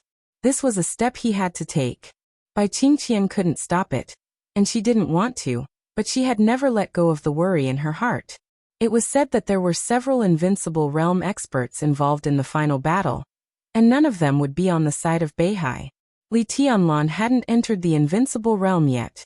Don't worry. Dongqing Wudi was silent for a while and said with a smile, Tianlan has grown to this point. The worst result can guarantee that he can retreat from the final battle unscathed. Bai Qingqian nodded with a heavy heart. Just as she was about to say something, a middle-aged woman who looked to be in her early 50s had already walked up quietly. Bai Qingqian looked back and was a little surprised. She whispered, Nanny Wu, what's the matter? Speaker, I was just about to cook when I saw someone standing outside. She just stood there motionless. I asked the minister's guards, and they said that she had been standing there in the middle of the night. The guards asked her and said that she wanted to see you, but she didn't allow anyone to disturb your rest. Ah, she has been standing there for several hours. Bai Qingqian stood up in a daze and asked curiously, Who is it? I don't know. I asked her who she was, but she didn't tell me. Nanny Wu shook her head. Bai Qingqian frowned and looked at Dongqing Wudi. They got up and went downstairs at the same time, and turned on the manor surveillance in the living room. In the cold morning wind, a somewhat thin figure appeared on the screen. Quiet, gentle, beautiful, and elegant. Bai Qingqian glanced at her. Her first feeling was that she didn't know her, but then she felt a little familiar. She thought for a long time, then slightly raised her eyebrows and said in surprise, Li Shi. Dongqing Wudi nodded and whispered, It seems to be true. This chapter is on the 9th. Chapter 950. Although it was a little strange that Li Shi suddenly appeared here, for Dongqing Wudi and his wife, she was not an uninvited guest with bad intentions. After the surprise, Bai Qingqian put on a coat and walked quickly to the door. At the same time, she asked Nanny Wu to make tea. Li Shi stood quietly at the door. Perhaps because it had been a long time, her body was stained with a lot of morning dew. She looked a little hazy and colder. In the dark corners around the manor, gazes fell on her, intentionally or unintentionally. They observed her every move without malice or kindness. As the third most powerful person in Zhongzhou State, Dongqing Wudi's guards were undoubtedly the best in Zhongzhou State. 8 guards, in 2 shifts, protected Dongqing Wudi 24 hours a day. The 8 guards were all experts at the peak of the thunder-shocking realm from the Border Control Corps. Their courage and professionalism were beyond doubt. They left the Border Control Corps and entered the shadow sect of Zhongzhou State. What they learned was the sword formations passed down from the Li family's Zhuanyuantai. There were about 4 or 5 people in a group, and each group was a small sword formation. The sword formation was not very aggressive, but it was unparalleled in defense. Hundreds of years ago, after the ancestor of the Li family became the god of war of Zhongzhou state, he once used the 30-meter mortal world domain of the Jiang family of South America, which was known as the best defense in the world, to create two sets of protective sword formations with slightly different functions. It became a unique skill that the bodyguards of the Hidden Dragon Sea practiced all the time. In the following hundreds of years, the successive patriarchs of the Li family and the Wang family of Beihai would fine-tune the sword formations, and the various combinations of the sword formations became more and more sophisticated. As far as the guards around Dongqing Wudi were concerned, the sword formation, composed of 4 experts at the peak of the thunder-shocking realm, might not be a match for an expert of the invincible realm, but an ordinary expert of the invincible realm could not break the sword formation in a short time.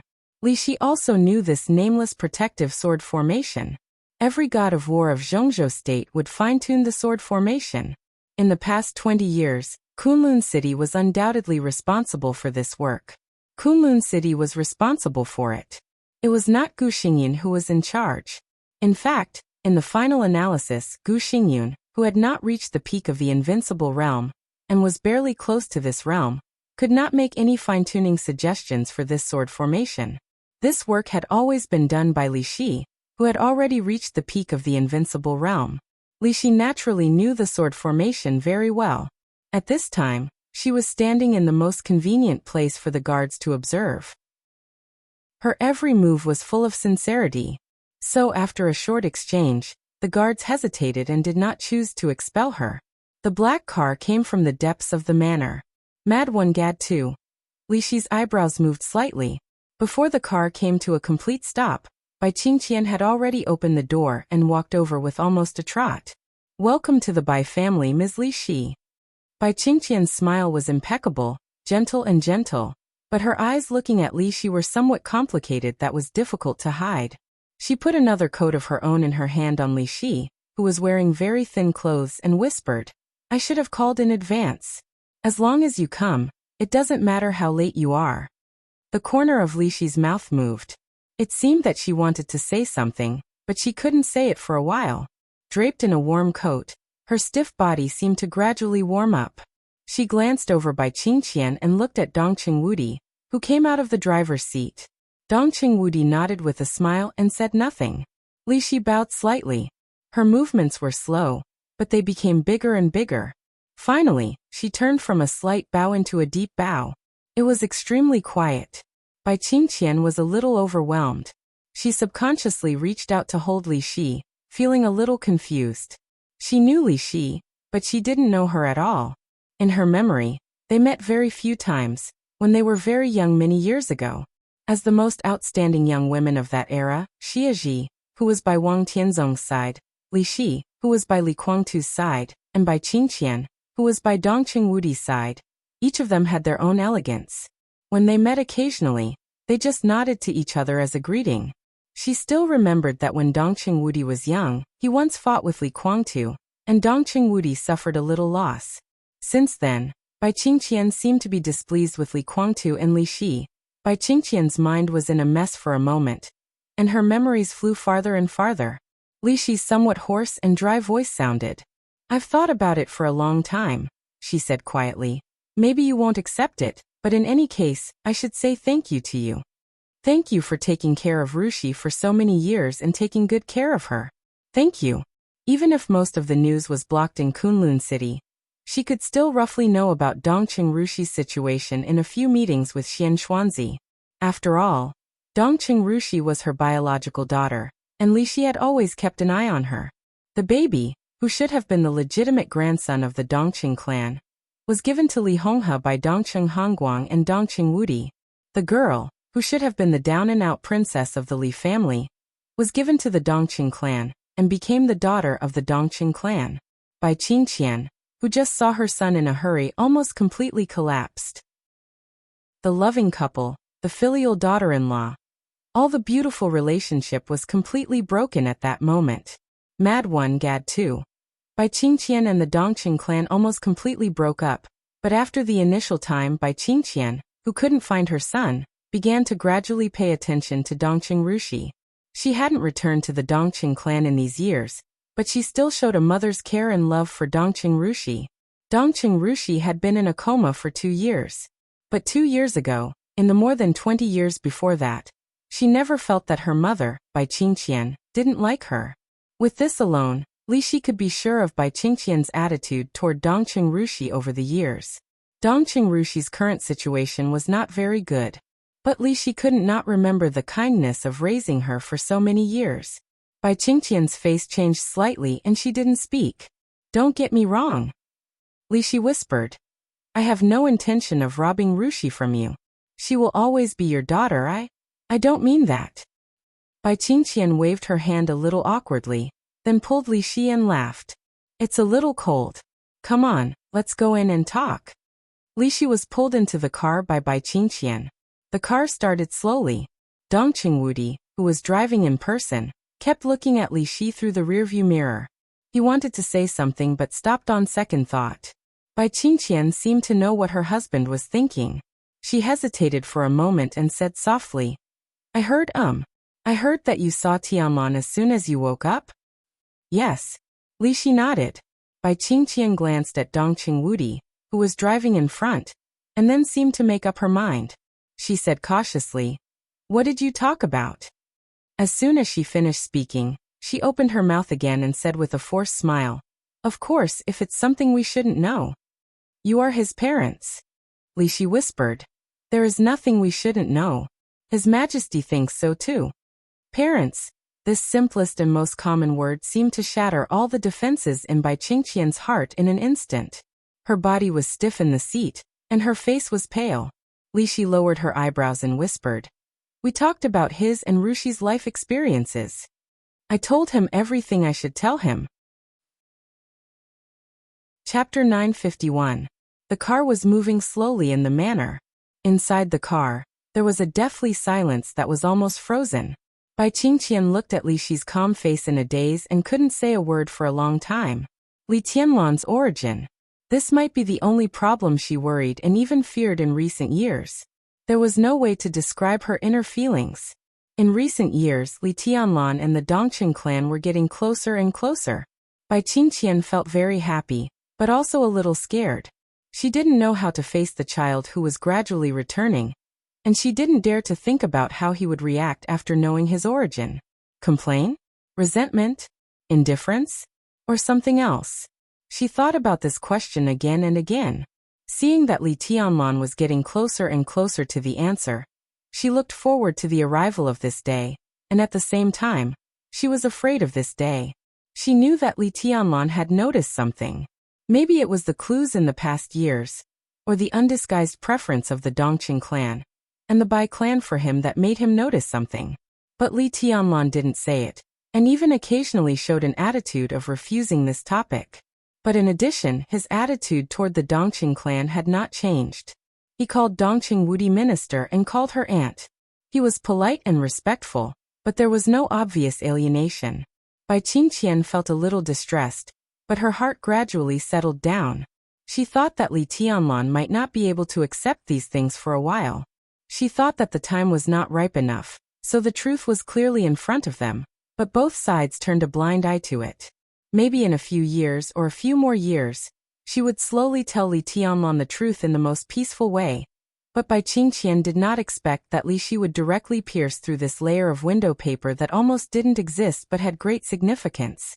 Dongqing Wudi held the steering wheel tightly and smiled silently. He couldn't blame Li Shi for anything, and Li Shi had no obligation to keep it secret for them. Besides, it seemed that there was nothing to keep secret. Bai Qingqian's confused and wandering voice sounded after a while. "Oh well, did he say anything?" "No." Li Shi shook her head. "He knew about this a long time ago." "So?" Bai Qingqian's body trembled slightly. "He still won't forgive us?" "No." Li Shi shook her head and thought about the conversation with Li Tianlan. "He didn't hate you, so there was no forgiveness. He said that neither the Li family nor the Dongqing clan had done anything wrong to him. He said that the current situation was actually very good, and there was no need to deliberately explain anything." Li Shi was silent for a while and chuckled. "He is His Majesty now. Perhaps he is still very young in his 20s, and perhaps in your eyes he is still a child. But now he is indeed one of the most powerful people in the world, and even the most powerful one. He stands at the peak of personal force. With the rapid development of Emperor Dong's palace, he also has unimaginable power and wealth. Now he can almost do whatever he wants. As long as he wants, there is nothing that he can't do or get. If he had nothing when he first appeared in Huading a few years ago, maybe we would have told him the truth, and he would have been resentful, unable to accept it, and hysterical. But now he has almost everything. What he has today is given to him by the Dongqing clan and the Li family. Standing at his height, what else can he not accept? He didn't explain it, but it doesn't mean that he didn't know it. He knew it, and was still willing to deal with the Dongqing clan, which shows that he has let it go. He didn't say it because he was too lazy to entangle himself in it. At the same time, he didn't want to make you feel guilty. The way things are now is actually very good. He doesn't call you mom and dad for now, but that doesn't mean he's not their son. Li Shi suddenly thought of something and asked, "Do you know why he went to Kunlun City to bring me back?" "Why?" Dongqing Wudi asked subconsciously. "Not because I might recover my strength," Li Shi said slowly. "It was my own choice to join Emperor Dong's palace. He promised to help me fight with Gu Xingyun just because he said that I was also his mother." Li Shi was silent for a while, and smiled with some complexity. "Mother-in-law is also a mother, right? So thank you very much. Thank you for helping me take care of Rushi for so many years." Later, I learned that the Dongqing clan did a lot of things secretly after the collapse of the Li family. If you hadn't secretly taken action, the Li family's fate might have been worse. If you hadn't, Rushi would probably not have survived if... Her voice gradually lowered, and she was lost in thought. More than 20 years ago, the Dongqing clan was also the most influential wealthy family in Zhongzhou state. At that time, Dongqing Hongguang was still the standing deputy minister of the army headquarters of Zhongzhou state, and one of the directors of the Zhongzhou state parliament. Although there was an extra word, there was no standing minister in Zhongzhou state at that time. So Dongqing Hongguang's position at that time was equivalent to Dongqing Wudi's current position. He ranked third among the directors of the parliament, deeply rooted and powerful. The collapse of the Li family was too sudden. The Southeast group was in turmoil, and the Gu family struggled to rise under great pressure. The Dongqing clan took action and easily smoothed out some things secretly, and concealed some truths. For example, Dongqing Rushi and Li Tianlan. For so many years, Gu Xingyun didn't even know about it. He always thought that Li Shi and Li Guangtu's daughter was dead. Maybe he was not sure about Li Tianlan's origin until now. If there was no Dongqing clan, things would not be like this at all. Even the one Li Shi killed might really be Dongqing Rushi. How could there be the current story? Don't think that they are good people. They are also selfish. Bai Qingqian said coldly and gave Dongqing Wudi a hard look. Although the relationship between husband and wife had been eased, when it came to this topic, her inner resentment and grievance suddenly surged up. She found Dongqing Wudi unpleasant no matter how she looked at him. Dongqing Wudi coughed and drove the car. Because of his guilty conscience, the car was as slow as a turtle crawling. In the final analysis, what happened that year was actually a transaction, purely without any other purpose. The development of the Dongqing clan had already reached a bottleneck, or the peak that they could reach. After the peak, it was bound to be a stage of continuous decline. It could be said that Dongqing Hongguang had put in a lot of effort to become the de facto leader of the army headquarters. But the giant group was different from other groups. It was a loose group that tended to be an alliance. Its internal cohesion was seriously insufficient. Many times, before it did anything to the outside world, it had already felt the internal constraints. The giant group was naturally dominated by the wealthy families of Zhongzhou state. The Dongqing, Bai, and Zhou families were the pillars. But other wealthy families had various relationships with other groups. In terms of scale, the giant group was the first among the 6 groups, but it almost never made the same voice. Dongqing Hongguang was not sure how far the Dongqing clan would develop after his retirement. At that time, the 3 pillars of the giant group were urgently seeking changes, but they could not find any opportunities at all. The biggest problem was that there were no real experts in the Dongqing clan, the first wealthy family in the military. At that time, the peak force of Zhongzhou state was also the peak force of the dark world. It had been so for hundreds of years. The Li family and the Wang family of Beihai had always been the peak force of individual forces in Zhongzhou state. Even if the Dongqing clan had cultivated a great force like Jade Pool, it could not guarantee that there would be an invincible realm expert in every generation. Even if someone was lucky enough to enter the invincible realm, he was still a little brother in front of the Li family and Beihai. Individual force often did not mean anything, but more often than not, it clearly represented something. The position of the state-protecting war god could already explain some problems. This position represented great power, but at the same time, it also represented extreme martial strength. Absolute personal strength represented absolute prestige. Today's Wang family of Beihai was a behemoth that slowly transformed into shape after the personal strength reached its peak. A real peak invincible realm expert meant strength in countless disputes. Confidence was related to a lot of invisible prestige, interests, diplomatic relations, and execution power. If the Dongqing clan had an invincible realm expert who could compete with the Li family and Beihai, the entire Dongqing clan, and even the giant group would go further, and become a super large group that could really be on an equal footing with the Southeast group. The collapse of the Li family gave the Dongqing clan an opportunity. Li Honghe needed to preserve the last strength of the Li family as another trump card. And the Dongqing clan was eager to seize this opportunity to cultivate a real top expert. Jade Pool could not cultivate such an expert. The Li family was the most suitable candidate. So the deal was reached the moment the two sides met. The grandson of the Dongqing clan became the grandson of Li Honghe, and became Li Tianlan. The granddaughter of the Li family became the granddaughter of the Dongqing clan, and became Dongqing Rushi. In order to integrate in the future, the two sides used the oldest but often the most effective way: marriage. From that moment on, the baby boy and the baby boy, who were born on the same day in the same year, month, and year, had been tied up. Li Honghe had no reservations about Li Tianlan. He taught him all the inheritance of the Li family and tried his best to cultivate him. The Dongqing clan was also generous to Dongqing Rushi. Both sides regarded the two children as their own, waiting for them to grow up and get married smoothly. At that time, the power of the Li family would become the power of the Dongqing clan. And the power of the Dongqing clan would also be the cornerstone of the Li family's rise again. From that moment on, the Dongqing clan and the Li family had put their futures on the two children. This was a deal. Up to now, this deal had deviated a little because of various factors, but in general, the general direction had not changed.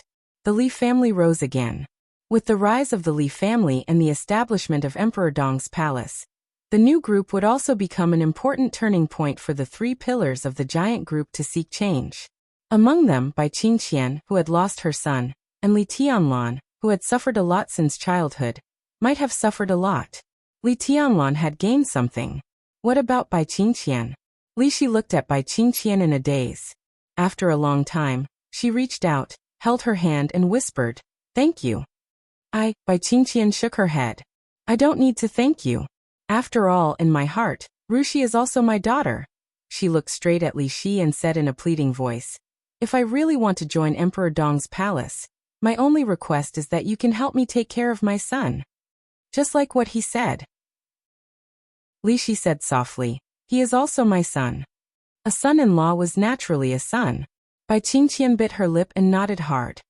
"If I can, I really want to wait for Moon God to wake up, and then watch them get married and watch their children." Li Shi's voice was a little faint. "Moon God?" Bai Qingqian asked.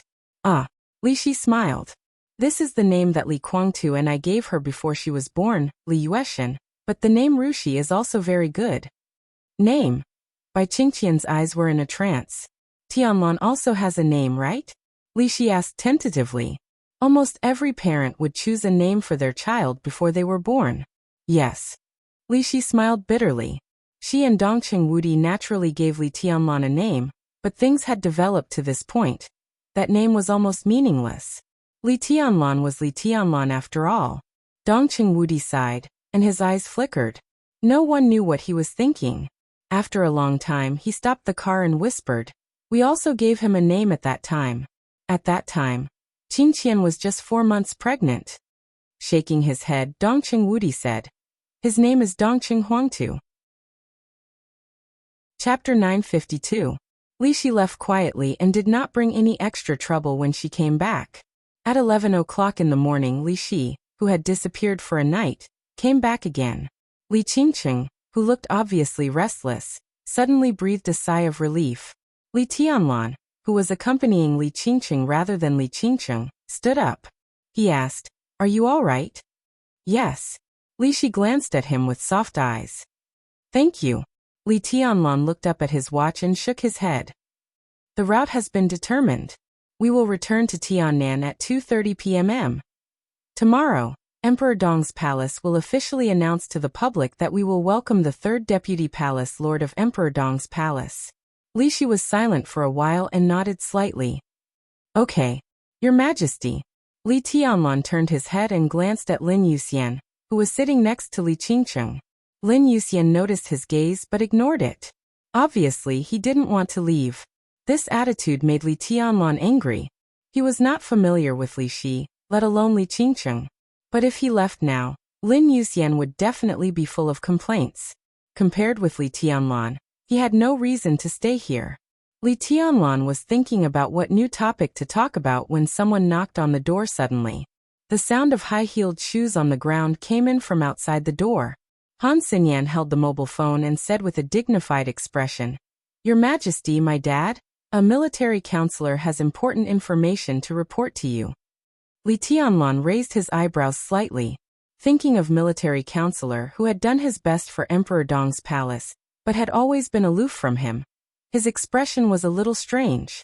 Han Xinyan subconsciously lowered her voice and said hurriedly, "It's very important information." Li Tianlan nodded, reached for the mobile phone, and glanced at Lin Yuxian again. Lin Yuxian stood up helplessly and planned to leave with Li Tianlan. "Child Lin, if you have nothing to do, please stay. I still have something to communicate with you. In addition, Qingqing and I have rarely left Kunlun City in recent years, so we don't know much about the outside world, especially Xianyuan City. You can talk to us." Li Shi took the initiative to speak and looked at Lin Yuxian meaningfully. As someone who had been there, she could naturally understand Lin Yuxian's occasional look at Li Qingqing. It was not a male's desire to conquer a female, but a very simple yearning and love. Li Shi really didn't know much about Lin Yuxian, but she had known Lin Fengting many years ago after all. With Lin Fengting's character, the children educated by him might not be saints, but it was not an exaggeration to say that he was a gentleman. Lin Yuxian himself was the best choice in terms of talent, appearance and future. If Li Qingqing could be with him, it could be said that it was a pretty good ending. Cough? Okay. Lin Yuxian stammered for a moment and then reacted. He gently raised the corner of his mouth. "Auntie, you can call me Xiaolin or Yuxian. It sounds kind. I'm not child Lin. I will develop in Zhongzhou State in the future. I hope you can give me more advice." Han Xinyan took a dull look at the former heir of the Lin clan. The corner of Li Tianlan's mouth twitched, but he didn't say anything. A real bootlicker didn't care about the situation. In the end, he would get everything he wanted. No matter what the opportunity was, he just needed to bootlick. Shaking his head, he didn't say much. He walked out of the room and dialed the military counselor's number. The military counselor picked up the call immediately. It was obvious that he was waiting on the other side of the phone. "What's the matter?" Li Tianlan asked directly. "Your Majesty, have you seen today's news?" Li Tianlan was a little confused. "It's the morning news of Beijiang," military counselor said in a dignified tone. "The Beijiang Corps has begun to count the list of the families of the war dead last night. In the morning, the first batch of pensions has been issued in full." "So fast?" Li Tianlan was shocked. This speed could no longer be described as efficiency. With so many families of the victims, it was impossible to complete the statistics in a short period of time. Obviously, the so-called overnight statistics last night was just a pretense. The northern borderline had already begun to secretly count the families of the war dead, to determine their true identities. "How much is the first batch of pensions?" 120 billion. Military counselor said in a deep voice. "There are several more batches later. Li Tianlan frowned tightly. 120 billion. It's hard for the finance of Beijiang to come up with this money. It's not very difficult. Military counselor's tone was very certain. We also have investments in Beijiang. Although the scale is not large, it is only relatively speaking. I can be sure that the amount of cash that Beijiang's finance department can mobilize overnight is not 120 billion, not even half. This sum of money seems to have appeared out of thin air. The most important thing is that Beijiang has made a statement that the second batch of pensions of about 150 billion will be issued tomorrow, and there will be another batch the day after tomorrow. They don't seem to have considered the problem of funds at all. Are you kidding me? Li Tianlan laughed. Funds come out of nowhere? Military counselor was silent for a long time before he whispered. Your Majesty, have you ever thought that in the eyes of others, our funds often come out of nowhere? Li Tianlan's eyes narrowed slightly, and he said flatly, What do you mean? I have begun to investigate the source of the accounts in Beijiang, but there is not too much detailed information at present. However, according to the surface situation, the funds in Beijiang have nothing to do with foreign consortiums. Although some of the money does come from overseas, this money is not from foreign consortiums, but the Jiang family's own property. Your Majesty, we also have many industries overseas. This model is too similar. Military counselor was silent for a long time before he said in a low voice, I suspect that there is also a consortium similar to the Flourishing Age Fund behind the Jiang family, which is led by the Jiang family itself. In terms of scale, they may not be as large as the Flourishing Age Fund, but it is enough for them to pay this high pension. The hidden financial resources of the Jiang family should be extremely strong. Their overall strength is not as simple as we think. Li Tianlan rubbed his forehead with one hand and said slowly, It makes sense, but there is not much basis for your speculation. There is one more thing. Saint hesitated, took a deep breath, and said softly, Before the boss left last night, he asked me to remind you that you must be careful of Jiang Shangyu. The boss seems to have received reliable news that the Jiang family seems to have a super expert in a special state. His state is probably similar to yours, but not exactly the same. His combat capability should be beyond the peak of the invincible realm. At present, some indications show that this person may be Jiang Shangyu, and even the decisive battle in Beihai is behind him. Li Tianlan was obviously stunned for a while. Jiang Shangyu? He muttered to himself and thought of Jiang Shangyu he saw yesterday. Then he shook his head and said with certainty, He is not. Even if he is not, he must have a very close relationship with Jiang Shangyu. Military counselor said, Your Majesty, in the next decisive battle in Beihai, he is very likely to be your opponent. And, the boss asked me to remind you. Have you not paid attention to Li Guangtu's state for a long time? Li Tianlan fell silent. After a long while, he took a light breath and said flatly, When I go back, I will go to the headquarters of the Purgatory of Heaven capital to have a look. Chapter 953. After hanging up the call with military counselor, Li Tianlan stood where he was and kept silent for a long time. The military advisor's reminder was very timely and straightforward. Although what he said was just speculation and suspicion, the slight hesitation in his tone had an obvious sense of certainty. Military counselor almost said that there must be a super superior in the Jiang family, who was in a similar state, but not exactly the same as him. If it wasn't Jiang Shangyu, then it must have a very close relationship with Jiang Shangyu. It was he who integrated the power of the sanctuary, the Jiang family of South America, East Island, and Zhu. It might be an exaggeration to say integration, but the alliance between several superpowers was indeed a bit inexplicable. It was understandable that East Island went all out. Because of the Shadow Throne, the sanctuary also had a reason to intervene, but the Jiang family of South America was really messing around. As for Zhu, he had now died in Li Tianlan's hands, so there was no need to think about it. All the signs showed that there should be a key figure among these superpowers. A key figure who was extremely mysterious, but had the absolute strength to suppress the superpowers. This key figure promoted the final battle of Beihai, so he was bound to have a connection with Zhongzhou state. At least, he had a connection with Wang Qinglei and Chen Fangqing. After all, Jiang Shan was a senior counselor in Zhongzhou State. The Jiang family had enough secret channels to contact Wang Qinglei and Chen Fangqing. If the mysterious super superior really existed, he undoubtedly had the power to deter and unite several superpowers. All the signs showed that the Jiang family was behind the scenes, which united the superpowers and Zhongzhou State, and promoted the final battle of Beihai. Li Tianlan thought of Jiang Shangyu's palm in front of him again. Do you want to be my friend or my enemy? That sentence was calm and cautious, but with a kind of confidence that could make him feel an obvious sense of oppression. Did Jiang Shangyu's confidence come from the superior hiding in the dark? If things were really like military counselors' speculation, it meant that under everyone's eyes, the Jiang family had completed the integration of its own power. East Island, Knights Templars, and the Jiang family of South America might not be the subordinates of the Jiang family, but at least they were forces that could be used. It was a combination of interests that could not be broken in a short time. Jiang Shan was controlling Beijiang in a very high-profile way. Jiang Shangyu, who acted inexplicably but behaved extremely strongly, appeared in Yuzhou. The final battle of Beihai was getting closer and closer. Everything showed that the hidden superior of the Jiang family was ready to come out in a high-profile way. This also meant that the other party had the confidence to strengthen himself. Was his goal the new situation after the decisive battle in North Sea? What would he gain from the new situation? Beihai, Beijiang, Kunlun City.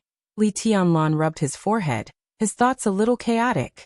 It was not until this moment that he realized that the super forces of the dark world had once faced it was the feeling he had in the Samsara Palace. An enemy who was always hiding in the dark but had great strength. And an enemy who was unpredictable was enough to give anyone a headache. Your Majesty, have you seen the news? Footsteps came from the corner, and Saint walked over. Yes. Li Tianlan said. I didn't see it, but I heard that Jiang Shangyu. He shook his head and didn't continue. Saint was silent for a moment, and then said with a self-mocking smile. Now I understand what Jiang Shangyu meant. He said that the Jiang family has no so-called backer. If they really have one, then their backer is only themselves. When did such a person appear in the Jiang family? Li Tianlan was a little confused. If this expert really exists, then who is the most likely one? No. Saint shook his head without hesitation. There is no such person. We've searched through the genealogy of the Jiang family. The most likely one is Jiang Shangyu, and only Jiang Shangyu. Except for him, there will not be a second person in the Jiang family who has this kind of strength to suppress Knights Templars, East Island, and the Jiang family of South America. Even if his combat capability is not as good as your Majesty's, he is at least at the peak of the invincible realm. Jiang Shangyu can't do it.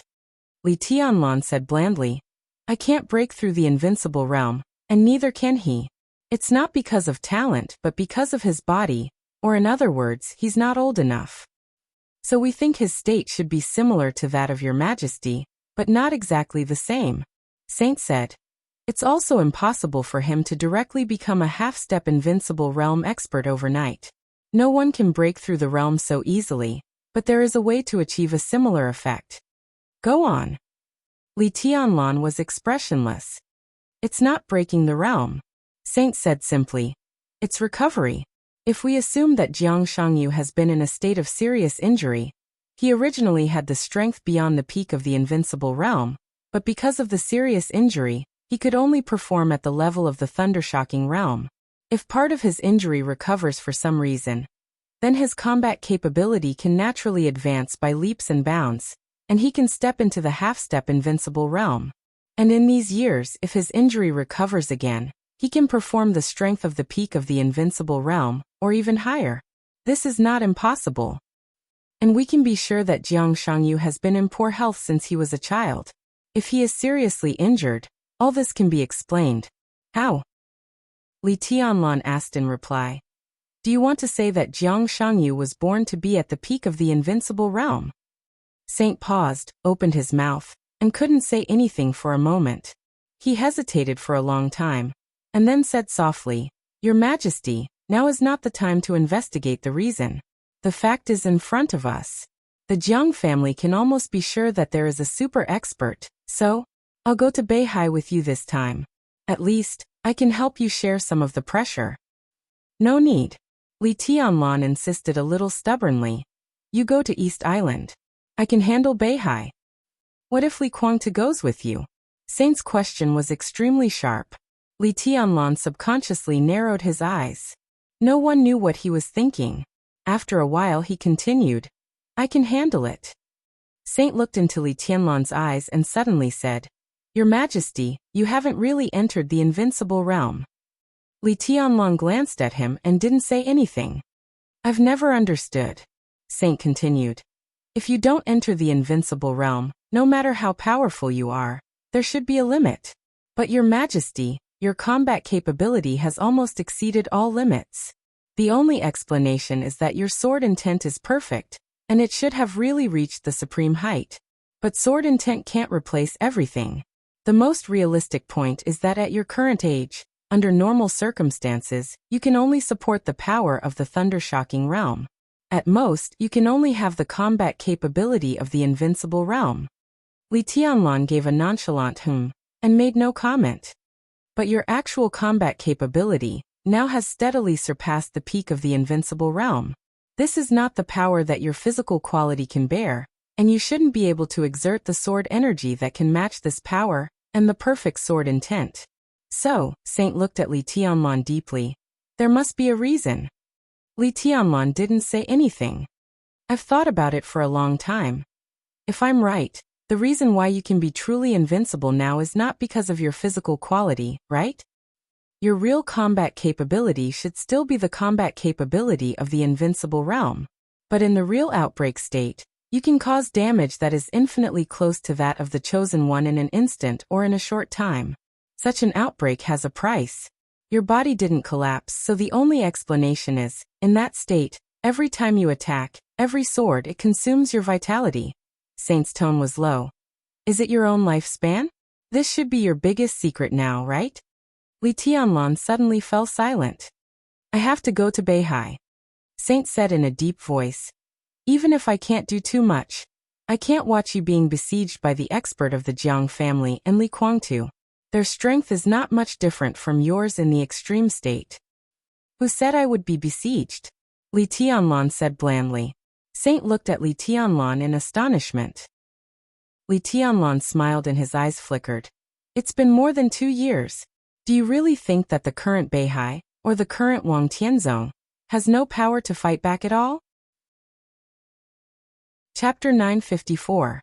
At that moment, it was as if he had suddenly heard a huge nightmare or a disaster. Saint's body suddenly trembled. He looked straight at Li Tianlan and said in a hoarse voice, Wang Tianzong. He was destined to be a figure that would not be forgotten in a short time. But he was also a figure that was rarely mentioned in the past 2 years. He was invincible in the world. He shocked the world and was supreme. The peak of the Wang family of Beihai and Wang Tianzong's personal glory were so short. At the moment when he was really supreme, the eternal sword above Mormons directly ended everything. That was the real day of the end. It had only been less than 2 years since the chaos in Mormons, but when it was mentioned at this time, it seemed to be really a thing of the last era. Saint's heart was in turmoil, and he couldn't calm down at all. Although he didn't want to admit it, he had to admit that Wang Tianzong, who appeared in Mormons that day, was enough to be a nightmare for most people in the dark world, including Lin Fengting, Li Kuangtu, and naturally Saint. He was now in the invincible realm, and was a top expert in the dark world. But compared with Wang Tianzong at that time, he was really insignificant. That was the Real Supreme, the peak of the dark world for hundreds of years, or even longer. He was brilliant and invincible. Perhaps except for Li Tianlan, no one could treat Wang Tianzong equally in that state. What was Wang Tianzong's current state? After more than 2 years of silence, did he recover some strength so quickly? It was like a shadow that once existed had once again covered the sky. Saint's heart was a little cold. And even his tone became a little cold. It can't be so fast. It's absolutely impossible. Why are you excited? Li Tianlan glanced at him. Saint opened his mouth and didn't know what to say to express his emotions. After a long time he said with a bitter smile, Your Majesty, why do you think that the Sword Emperor has recovered? He hasn't fully recovered yet, but he's still a supreme genius after all. After such a long time, it's impossible for him to not have any tricks up his sleeves and allow himself to be trampled on. Li Tianlan shook his head and said, "The Wang family of Beihai is too confident. I can't tell what I feel." In the game between Beihai and Zhongzhou State, at the beginning, Beihai could be said to have made concessions step by step. But I don't know when it started. There is no specific time, but the whole of Beihai suddenly became tough. For example, Wang Xingxiao's speech to the whole of Beihai and the large-scale conscription of the Beihai Corps. It was precisely because this attitude was beyond Chen Fangqing's expectations that he felt that many things were out of his control. That was why his actions became more and more radical. And in the end, he pushed forward the termination plan. All of this seems to have been deliberately guided. If I'm not mistaken, Wang Tianzong's state has changed before and after that speech. I don't know what the specific changes are, but at that realm, his recovery ability may not be much worse than his combat capability. You reminded me to pay attention to Li Guangtu's condition. Li Guangtu might get better. Why can't Wang Tianzong do the same? It's not the same thing. Saint smiled bitterly and said, Li Guangtu's injury is far less serious than Wang Tianzong's. We all know the power of that sword. Wang Tianzong is lucky not to die. In our estimation, the most optimistic result is that Wang Tianzong can't recover within 10 years. It's only been 2 years, so it should be impossible. Li Tianlan shook his head slightly and said nothing. What he said just now was all speculation, but what really made him sure that Wang Tianzong's state was gradually recovering was actually the information about Carefree that Lin Yuxian told him. Carefree might be able to suppress Ruthless in a certain state, but when no one in the whole of Beihai could be sure of his current state, why did Wang Shengxiao dare to attack Ruthless? Because of Carefree? But in this case, it looked like a big gamble. The Wang family of Beihai was indeed crazy, but at this stage, they couldn't afford to gamble at all. So the only answer was that the Wang family of Beihai didn't care about his state. Even if his current state could suppress and devour Ruthless Carefree, the Wang family of Beihai wouldn't care. The only reason that could make Wang Xingxiao so confident, apart from the so-called compensation, was Wang Tianzong. I have a hunch. Li Tianlan chuckled. The final battle in Beihai this time will definitely give everyone a huge surprise. If that's the case, Saint hesitated for a moment. If that's the case, it's most appropriate for me to go by myself. Li Tianlan said blandly. At the very least, even if it's impossible, I can at least guarantee that I can escape unscathed. Even if Wang Tianzong has recovered a little, as long as he's not at his peak, there's nothing to worry about. The mysterious expert of the Jiang family, Li Guangtu, several invincible realm experts. It sounds scary, but at the very least, even if I can't beat them, no one can stop me if I want to leave. If you guys go, maybe it'll be a different situation. Let's go back to Tiannan today. I'll call Du Hanin and Su Chu who are in Beihai to come back. Emperor Dong's palace will concentrate all its forces to East Island, and I'll go to Beihai by myself. This is the safest way. The corner of Saint's mouth twitched, and he said with a helpless and bitter smile, Safe, okay, safe. He hesitated for a moment and said in a low voice, But your current state? Your guess is right. If I want to maintain the extreme state now, what I squander is indeed vitality. My physical strength is currently unable to bear the absolute power and sword energy, so I can only overdraw. From this point of view, before I make a sword move in the extreme state, I first hurt my body, so I need a lot of vitality to make up for the injury. It's not wrong to say that I overdraw my life. Li Tianlan's voice was very calm. But in fact, the impact on me is not as serious as you think. The huge vitality of the dragon vein of Zhongzhou State may not be able to completely support my unscrupulous waste. But don't forget, compared with the martial arts direction of the Wang family of Beihai's extreme outbreak, what's the best thing about the Li family's martial arts? The Li family's strongest thing was the sword. The Wang family of Beihai's strongest thing was also the sword. The strongest thing of the two was the sword, but the direction was not the same. The martial arts direction of Beihai was extreme outbreak. And the Li family, its extreme balance. Li Tianlan said calmly, So at present, I can maintain this state. There will be an impact, but it won't be very big. Maybe I sleep longer, eat more, and need more rest and adequate nutrition. As for the follow-up impact, it will probably be reflected in a few decades. But after a few decades, my physical strength will be enough to support me to enter a higher realm, so all these problems are not very big. But, Saint hesitated for a moment and used honorifics again. You don't have the body of the invincible realm yet. No matter how balanced you are, it should be difficult to control the power beyond the peak of the invincible realm. You're wrong. Li Tianlan's tone was normal. At least so far, the power I have exerted has not surpassed the peak of the invincible realm. Chapter 955.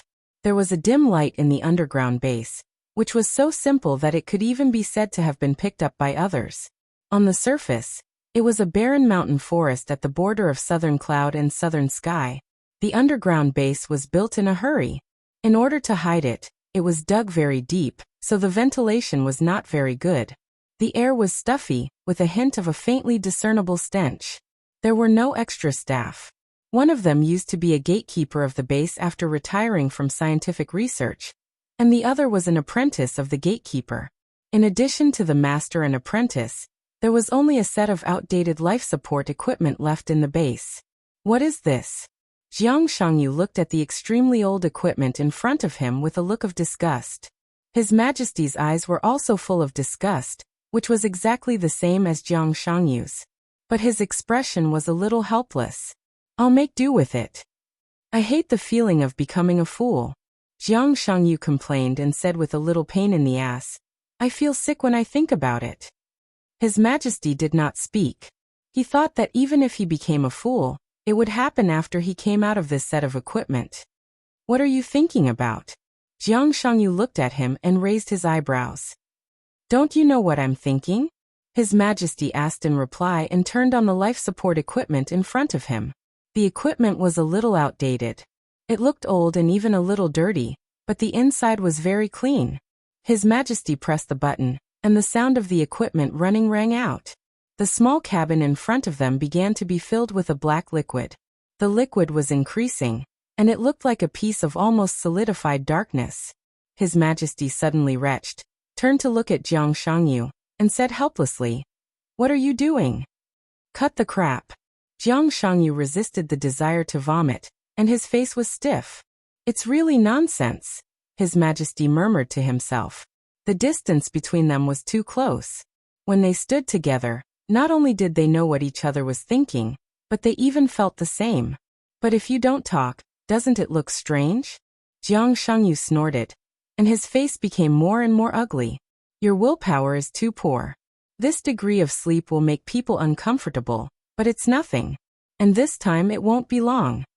Cut the crap. Jiang Shangyu glared at His Majesty and said angrily, You do it if you can. His Majesty nodded seriously and repeated, If you can do it, then go ahead. Jiang Shangyu paused. After a while he gritted his teeth and said, Now I want to kill you. If you can do it, then go ahead. Of course, His Majesty could sleep at this level. But then he had to fight Li Tianlan alone. Jiang Shangyu really couldn't do this kind of thing. There has been some progress in the laboratory. We will strive to develop the second generation of nutrient solution, so that it won't be as disgusting as it is now, His Majesty said slowly. As for this base, it's really a little shabby, but we don't have much power here, so we can only make do. 3 days later, after the battle between me and Li Tianlan is over, you will be transferred to East Island as soon as possible. His Majesty was silent for a moment and said softly, If there are no accidents after the battle at the North Sea, it won't matter much whether or not we have new nutrient fluids. Jiang Shangyu looked at the thicker and thicker black liquid in the cockpit, and took a deep breath subconsciously. The development of the Jiang family in this respect was completely different from that of the Wang family of Beihai. They couldn't be compared at all. Whether it was the foundation or the technology, they weren't at the same level. So naturally, the things they developed couldn't be perfect. This black nutrient solution could be said to be one of the most important things of the Jiang family now, codenamed Eternal Seal. This liquid, which was almost in a solid state, was the product of the Jiang family's targeted research for many years. It was also a drug specially developed for Jiang Shangyu and His Majesty. When Jiang Shangyu was dormant in the cabin, under the penetration of the eternal seal, the sensitivity of his body would be greatly reduced, forming a state similar to that of a vegetative person. The perfect combination of various drugs greatly strengthened his body when it was extremely slow. He and His Majesty were the same person. This kind of phenomenon that science couldn't explain would naturally have some facts that science couldn't explain. For example, the two people's thoughts could be synchronized within a certain distance. Another example was that within a certain distance, His Majesty could transfer a lot of the damage he suffered to Jiang Shangyu, who was temporarily sealed. In the same way, when Jiang Shangyu was asleep, his physical strength was greatly improved. His Majesty could also overdraft his body to suppress the toxins in his body, so as to exert the power close to the peak state. He and Jiang Shangyu were the same person. But from this point of view, it was equivalent to two individuals. His Majesty didn't know the result of the battle between him and Li Tianlan. But as long as Jiang Shangyu was asleep, he was invincible. After all, Jiang Shangyu had no poison in his body. Without poison, in the nutrient solution codenamed Eternal Seal, his physical strength was completely comparable to that of the peak of the invincible realm. In addition, with His Majesty's own physical strength, the two could bear his strength and the damage at the same time. It could almost easily break through the boundary of the peak of the invincible realm. This thing is so beautiful. His Majesty looked at the black liquid in the cockpit with some disgust, and his tone was a little emotional. After countless experiments and countless improvements, this was already the best result he could get. The only drawback was that Jiang Shangyu's body and mind would also be in an extremely slow state for a short period of time after he ended his sleep. His external performance was like an idiot. But in the state of sleep, the Eternal Seal could directly improve a person's physical endurance from the half-step invincible realm to the peak of the invincible realm. It was definitely a well-deserved masterpiece. This kind of masterpiece couldn't play any role in the hands of others, but in the hands of Jiang Shangyu and His Majesty, it was a real divine weapon.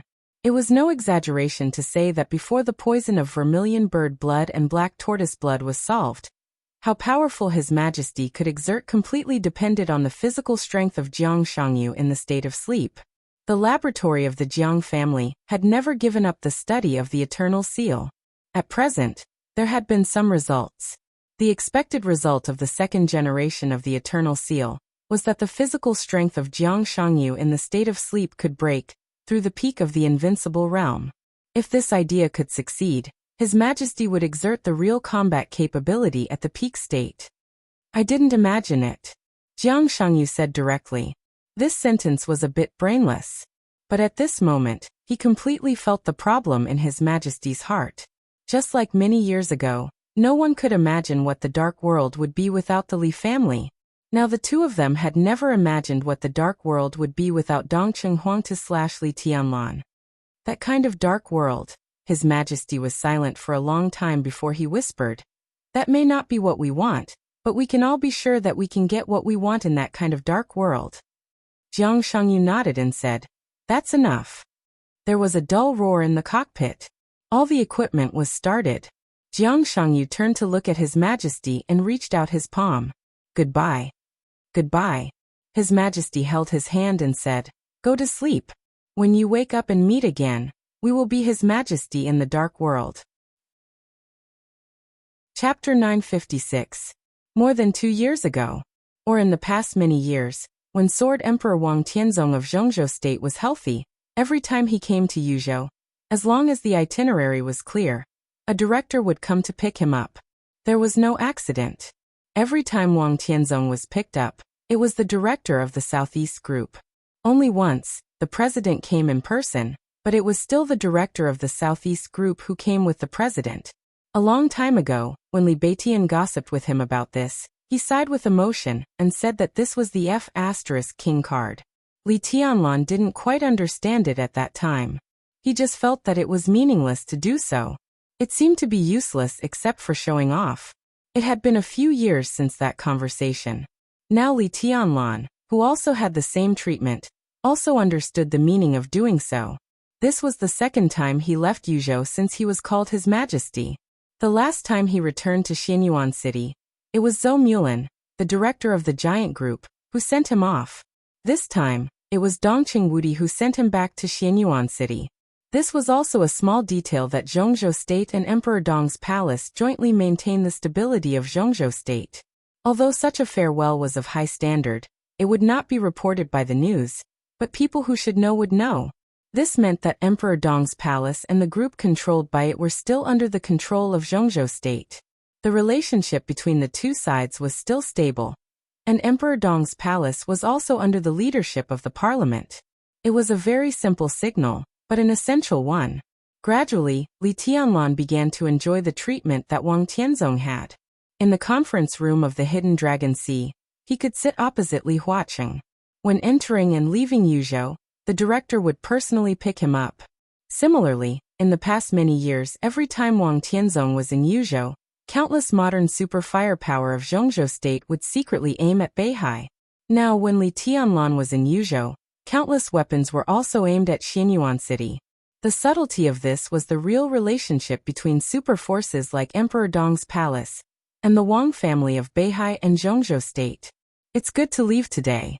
The comrade from the Meteorological Bureau said that there will be a heavy snowstorm tonight, and it is estimated that all flights will be delayed tomorrow. Yuzhou has been very busy recently, and your identity is very sensitive now. It is not good for you to stay in Yuzhou for a long time.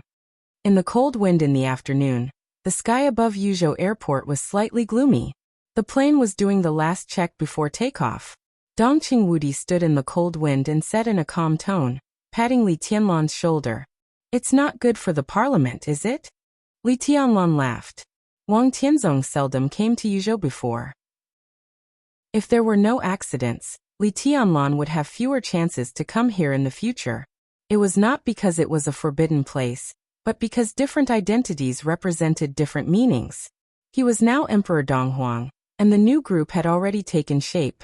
The giant group was fully supporting Li Tianlan to let him stand at the real peak, which also meant that there were few things he could not solve. It would be fine if he came to Yuzhou in private, but if he came with great fanfare, some people would inevitably think that he had something to communicate and negotiate with the parliament in private. No matter what it was, not many people would know. In this way, the longer he stayed in Yuzhou, the more uneasy the outside world would be. They would think that there were some unsolvable conflicts between Emperor Dong's palace and the parliament that needed Li Tianlan to waste time here. Even if he came here for nothing, just like this time, he didn't meet with Li Huaqing at all. But the outside world didn't know about it. It was impossible for the parliament to issue a statement saying that he came here for nothing and told everyone not to think too much. That would be too weak. It's the same for you. Dongqing Wudi said in a low voice, and his serious expression softened a little. Your identity is different now. You represent more than yourself. You must think more about what happens in the future. Heavenly Son, His Majesty Leader. How nice it sounds. But how could it be so easy to do? Take Wang Tianzong for example. He seemed to be well off these years, but only he knew the pressure he was under. He was probably out of breath. But he was angry, wasn't he? In fact, if they had restrained themselves over the years and restrained themselves in some things, how could there be such a situation today? The nature of Emperor Dong's palace and the Wang family of Beihai are the same. Studying them can save you a lot of detours. In your current position, you can do anything you want, but there is not much you can really do. Slowly, you will understand that when a person can really be unscrupulous, that is when he really has nothing. Emperor Dong's palace and the two groups have power over the court and are as rich as a country. But behind them are the fate of countless people. I hope you can feel their real weight. To bear these, you need more than force. You also need prudence. Li Tianlan slowly put out the cigarette in his hand and gently flicked his fingers. Subtle sword energy flew out of his fingers and instantly broke the cigarette into powder invisible to the naked eye. His smile faded and he nodded slightly. I'm a little long-winded. Dongqing Wudi laughed at himself and said, in short, you can rest assured about the affairs in Yuzhou. Although we are old guys, none of us is willing to admit our age. We can handle things here for you. Tianlan, My only hope is that when you stand at the top and look at the world, you must not forget the cliff under your feet because of the beautiful mountains and rivers in front of you. I did some ridiculous things in my early years. Today, it seems that the result is good. Over the years, I have regretted it many times. But if I ask myself, if I can do it again, even if I know I will regret it, I will do it. But I will regret it eventually. Dongqing Wudi's eyes were a little complicated. He looked at the young man in front of him quietly. Donghuang of the Dark World, the young majesty of Zhongzhou State, the current leader of the Li family, the young giant who stood at the top of the world in his early 20s. His own son. Dongqing Wudi patted Li Tianlan on the shoulder heavily. It seemed that he wanted to hide the sudden panic and uneasiness in his heart. He turned his head slightly and said hoarsely, "No matter what happens in the future, it's good to be safe and alive." Li Tianlan took a deep look at him. "It's a little strange." After thinking for a while, he said softly. Dongqing Wudi's body stiffened. "In my memory, no one seems to have said this to me. Since I was a child, Grandpa has always asked me to rush to the highest place." Li Tianlan said softly, "When I got to this position, Grandpa was gone. If he was still there, maybe he should have advised me to be cautious. I like this feeling very much. I will also remember these words. In fact, there is no need to regret anything really. Since I was a child, I have thought that I have nothing to lose, so even today, I have never thought about what I have lost. What I see is what I have gained. The Li family is mine, and Emperor Dong's palace is mine. It's a little late, more than 20 years late, but now I have a father and a mother." Li Tianlan's smile was clear without any resentment or dissatisfaction. "Now that I have parents, I don't want to lose you." The plane was ready to take off. Li Tianlan took a step forward and hugged Dongqing Wudi, who was a little stiff. "Take care of yourself," he whispered. "If I have time, I will go to Zhongyuan to see you. Let's go." He waved his hand and strode onto the plane. After a short wait, the plane slowly entered the runway. It started, sprinted, rushed into the sky, and went further and further away. Dongqing Wudi had been standing there and watching, just watching all the time. When he finished the 6th cup of coffee, he, who had been sitting quietly in the cafe all afternoon, ate the last piece of cake. He narrowed his eyes and saw the helicopter roaring overhead. It went over and approached the nearby majestic castle like a mountain. He watched silently, watching the helicopter descend and disappear from his sight, and finally smiled softly. "Waiter," he called out calmly. "Sir, what can I do for you?" A young, dark-skinned waiter in uniform walked over and said respectfully, "I need a pen and a blank sheet of paper," he said softly. The waiter was stunned, handed him the ballpoint pen with both hands, said "Wait a minute," and turned to take a blank notebook from the backstage. He said thank you, tore a blank sheet of paper from the notebook, and handed it to the waiter with a tip of 100 Zhongzhou dollars. He said with a smile, "One sheet is enough. I'm very satisfied with your service." Without waiting for the waiter to respond, he had picked up the pen, lowered his head, and seemed to be thinking about what to write. The waiter left without a sound. The ballpoint pen in his hand began to slide on the white paper, and quickly turned into 2 simple lines of small characters. He put down the ballpoint pen, looked at the content on the paper, and shook his head slightly. "I wanted to write something pretentious. My literary talent is too poor." He, who seemed to be shrouded in a starry cloud, sighed, stood up, and turned to look at the huge castle standing under the sky not far away. The sun was about to set in Xianyuan City.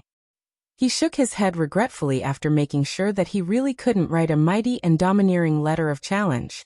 The setting sun fell. The lights were on. At the moment when day and night alternated, he flicked his fingers casually. With a faint sound, the piece of paper in his hand that had been torn somewhat neatly disappeared in an instant. Boom!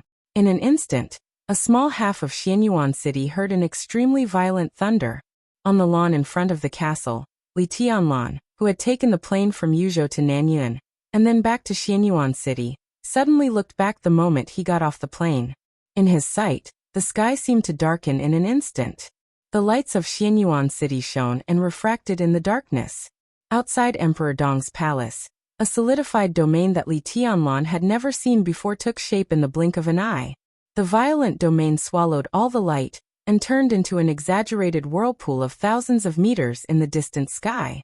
The whirlpool was expanding rapidly, covering the entire Emperor Dong's palace in an instant. At this moment, everyone in Emperor Dong's palace subconsciously raised their heads and looked at the sky. As far as the eye could see, the sky had been completely distorted by the majestic domain. The space was shaking wildly. Under the absolute pressure, a white light rushed from the whirlpool to Li Tianlan unhurriedly. Li Tianlan's eyes narrowed slightly. At first glance he saw that it was a piece of white paper. The most ordinary piece of white paper. The white paper flew all the way from thousands of meters away and accelerated wildly in the domain that distorted the sky. Like a meteor, it directly crashed into Emperor Dong's palace. Li Tianlan, who was expressionless, stretched out his hand. The meteor directly crashed into Li Tianlan's hand. It was completely silent. The domain that covered thousands of meters in the sky suddenly disappeared. Li Tianlan's arm shook. Saint and Lin Yuxian, who were beside him, were directly retreated by a huge force at the same time, and their bodies were unstable. Li Tianlan was motionless, looking down at the white paper in his hand quietly. The white paper that flew thousands of meters did not deform at all. It was neat and tidy. The handwriting on the white paper was extremely clear and straightforward. You didn't choose to be our friend. Then we are enemies. 3 days later, in Emperor Dong's palace, we will fight to the death. Li Tianlan gently rubbed the paper with his fingers, narrowed his eyes, and did not speak for a long time. Chapter 957. The raging sky quieted down without a sound. The sky was still black, but the night returned to its beauty and tranquility. The extremely fast moment just now was like an illusion that everyone had experienced. The only difference was that there was a piece of white paper in Li Tianlan's hand. Li Tianlan lowered his head and looked at it silently. This letter of challenge was not formal, and the wording was very casual, but the way it was delivered was shocking. Only a true expert would be able to determine how terrifying that moment was. Your Majesty, this is... Saint, who was knocked back nearly 10 meters by the huge impact, walked over slowly. He glanced at the content of the white paper, and his face was extremely serious. A letter of challenge. Li Tianlan looked calm. He loosened his palm casually, and the letter of challenge fell from his hand. Before it fell to the ground, it had been broken into countless pieces. This person, Saint frowned tightly and muttered to himself. This person is a little interesting. Li Tianlan said casually. If I'm not mistaken, this should be the hidden master of the Jiang family. I was sure of his identity after reading the content of the letter of challenge. Because the night Jiang Shangyu went to the sanatorium, he asked me whether I would choose to be his friend or enemy. He walked slowly to the castle and said slowly, I just got off the plane, and the letter of challenge came. It's really fast. Your Majesty, the strength of the other party is not at the peak of the invincible realm. Saint, who was by his side, said word by word. He was also in the invincible realm. Although his realm had not been completely stabilized, if he was at the peak of the invincible realm, he would not have been directly swept away by the aftermath of a letter of challenge. No matter how big the gap between the peak of the invincible realm and the ordinary invincible realm was, it could not be so big. With only a letter, he drove the area thousands of meters above Emperor Dong's palace. This kind of strength had completely broken through the limit of the peak of the invincible realm. Yes. Li Tianlan nodded and said, the information collected by military counselor is right. The other party can be said to be one of the strongest masters I have ever met. If we only talk about the masters in the field, he is the strongest. Li Tianlan had seen many masters. Wang Tianzong, who was supreme in kendo, Lin Fengting and Li Guangtu, who were also in the field of kendo. Together with himself, there was no doubt that he was the representative figure of kendo in that era. Domain-type expert, he had seen many of them and even killed a few, such as Jiang Qianyan and Jiang Qiansong of the Jiang family of South America, Cass Rotter and Moraid, the former god of war of Star State, Paul of the Shadow Throne, and Gu Xingyun's sword formation. He had seen many similar experts, But he had never felt that any of them could represent the martial arts of this era. Until today, until just now. The domain that appeared and disappeared in an instant had become unbelievably sturdy. In a sense, it was no longer a domain, but a world. He had completely integrated his domain with heaven and earth, achieving the oneness of heaven and man. If he fought in this kind of domain, he could make himself unaffected, but it was also difficult for him to break such a domain in a short time. Li Tianlan could roughly determine the opponent's realm and combat capability, but he hadn't had the experience of fighting with a similar opponent. The momentum of the domain just now was amazing, but the domain dissipated too fast. The opponent still hid many things that he didn't want him to see. The only thing Li Tianlan could be sure of was that it was relative to the domain of the peak invincible realm, similar to Gu Xingyun's after breaking through the peak invincible realm. There had been some unexpected changes in the powerful domain. The opponent was indeed a somewhat tricky opponent. Your Majesty, do you want to accept this challenge? Saint asked in a low voice. I have no possibility of refusing. Li Tianlan said calmly. He was Donghuang now. He was His Majesty. He was invincible in the world.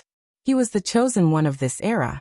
In this position and this height, it was impossible for him to retreat even a little. He had to accept this challenge. Even if he retreated a little, he would be regarded as cowardice by outsiders. Anyway, we will meet in the final battle in Beihai. Compared with seeing through the opponent's details at that time, it is undoubtedly better to see the opponent's means 3 days later. Li Tianlan paused and said slowly, besides, I think after tonight, the whole dark world will know that someone will challenge me 3 days later. I have put myself in such a high position. It is easier said than done to come down. Saint wanted to say something but stopped on second thought.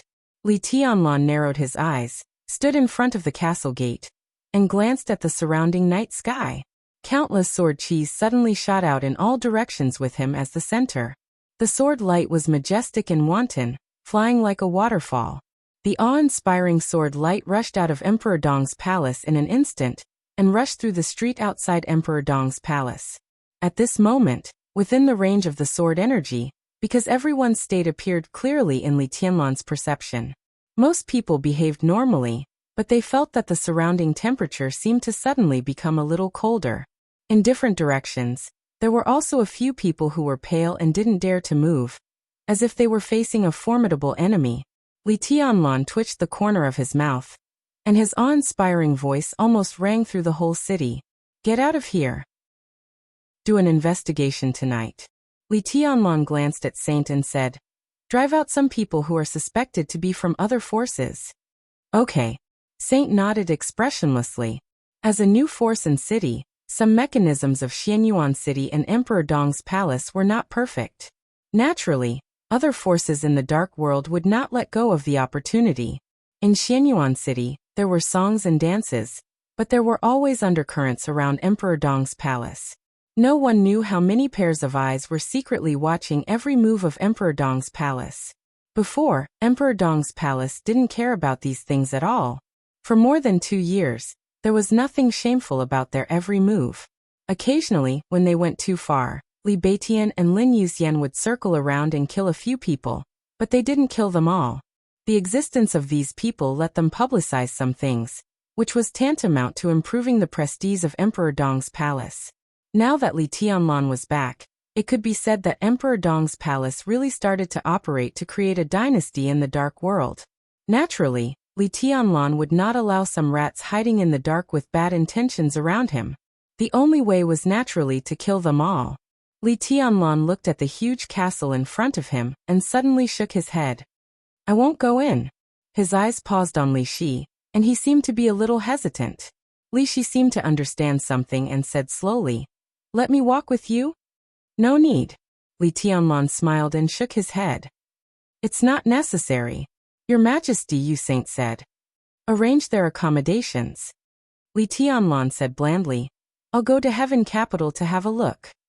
After a pause he said lightly, my Heaven Capital. His body flickered slightly. A dazzling sword light suddenly rushed up in Emperor Dong's palace. The shining sword light cut through the night, disappeared in an instant, and rushed directly to the south. Heaven Capital in Tiannan. That was the current headquarters of the Purgatory of Heaven capital. Chapter 958. Before the rise of Emperor Dong's palace, Tiannan had been peaceful for more than 2 years. And it was foreseeable that even if Li Tianlan had returned to Xianyuan City and Emperor Dong's palace were still in the initial stage of accumulation. Emperor Dong's unimaginable wealth needed to be digested slowly. Mount Shu, Sai City, Jade Pool, and the most complicated Flourishing Age Fund and Samsara Palace also needed to be integrated slowly. The young people of Emperor Dong's palace also needed time to grow up. These things looked complicated, but in fact they were not so messy. Situd Songyue, Dongqing Wudi and Qin Weibai were here. Most importantly, Li Tianlan was here. This also meant that the integration process of various forces by Emperor Dong's palace might be complicated, but there would be no trouble or undercurrents. What Emperor Dong needed most now was time. Time to slowly digest these results. Judging from the assets and hidden resources of several superpowers, Emperor Dong didn't need to expand at all. As long as he digested the forces of Sai City, Mount Shu, Jade Pool, and Samsara Palace, with the establishment of the new group, Emperor Dong could already become one of the largest superpowers in Zhongzhou State, and even the whole Dark World. In other words, it was more beneficial for Emperor Dong's palace to keep a low profile than to expand in a high profile. Everyone could see this clearly. Naturally, Li Tianlan could understand it as well. So everyone could be sure that at least for the time being, the development of Emperor Dong's palace might not directly affect the pattern of Tiannan. Before Emperor Dong's palace was truly integrated, the young Emperor Dong would not rush to rule Tiannan, because he needed time.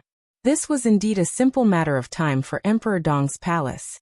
But for other forces in Tiannan, as long as the day when Emperor Dong completely ruled Tiannan did not come, they still had a chance to turn the tables. No one could see where the opportunity was for the time being, but no one would deny that it did not exist either. Think optimistically, what if Emperor Dong died one day? After all, the Supreme Sword Emperor of Zhongzhou State could be killed by a sword. The growing heavenly sun might not be without accidents. Without Emperor Dong's palace, Tiannan was still their Tiannan, a Tiannan that became richer and even madder because of the existence of Emperor Dong. Over the past 2 years, Tiannan had experienced occasional turbulence in the dark, but most of the time it had been calm. Emperor Dong's palace had risen around them, and Li Tianlan had returned. So far, no force had withdrawn from Tiannan. Everyone was thinking about how to destroy Emperor Dong's palace and divide its property, but no one took any action. Calm. It was calm and peaceful. In the southernmost part of Tiannan, the 2 cities controlled by the Burning Legion were very calm. In the northernmost part of Tiannan, Ningbian City, which was occupied by the Freedom Corps, had begun to secretly prepare to merge with Xianyuan City. The 2 cities were equally harmonious. Freedom City, which was located in the middle of Tiannan, was a city where countless forces in the Dark World gathered. It was a little chaotic, but it was only relatively speaking. Each force was more controlled, and there were no large-scale conflicts. Sky Capital City, which was at the same level as Liberty City, was even more stable and silent. More than 2 years ago, the Purgatory of Heaven capital gradually withdrew from East Island, took root in Tiannan, and renamed the city Sky Capital City. The forces of the Purgatory of Heaven capital gradually gathered, drove out all the other forces in the city, and began to keep a low profile as their headquarters. Today, the Purgatory of Heaven capital still had a lot of forces in East Island, but it was far from what it was 2 years ago. Its headquarters was in Tiannan, and instead of returning to Zhongzhou State, it also left East Island. Such an action made both Zhongzhou State and East Island dissatisfied, but it didn't touch the bottom line of either side. From the national point of view, both Zhongzhou State and East Island hoped to make Li Kuangtu, a super combat force, and the huge force of the Purgatory of Heaven capital, a part of them. 2 years was not a long time, and both sides were still waiting for Li Kuangtu's choice. Sky Capital City was quiet and depressing at night. Compared with the rapidly developing Xianyuan City, the headquarters of the Purgatory of Heaven capital in Tiannan did not invest too much. When this place was not called Tiannan but belonged to Annan State, it was not a developed area in the relatively backward Annan State. and its development was extremely backward. Although it was called a city, a county, or even a more developed town in Zhongzhou state looked more prosperous than this place. Li Kuangtu changed the name of the city, but he basically didn't change the facilities here. The magnificent sky-reaching pavilion that once appeared in East Island's Heaven Capital was gone forever. The Purgatory of Heaven Capital delineated an area in the center of the new Sky Capital city, and the plan was done casually. It was simple and pragmatic, striving to be safe and airtight, without any luxury.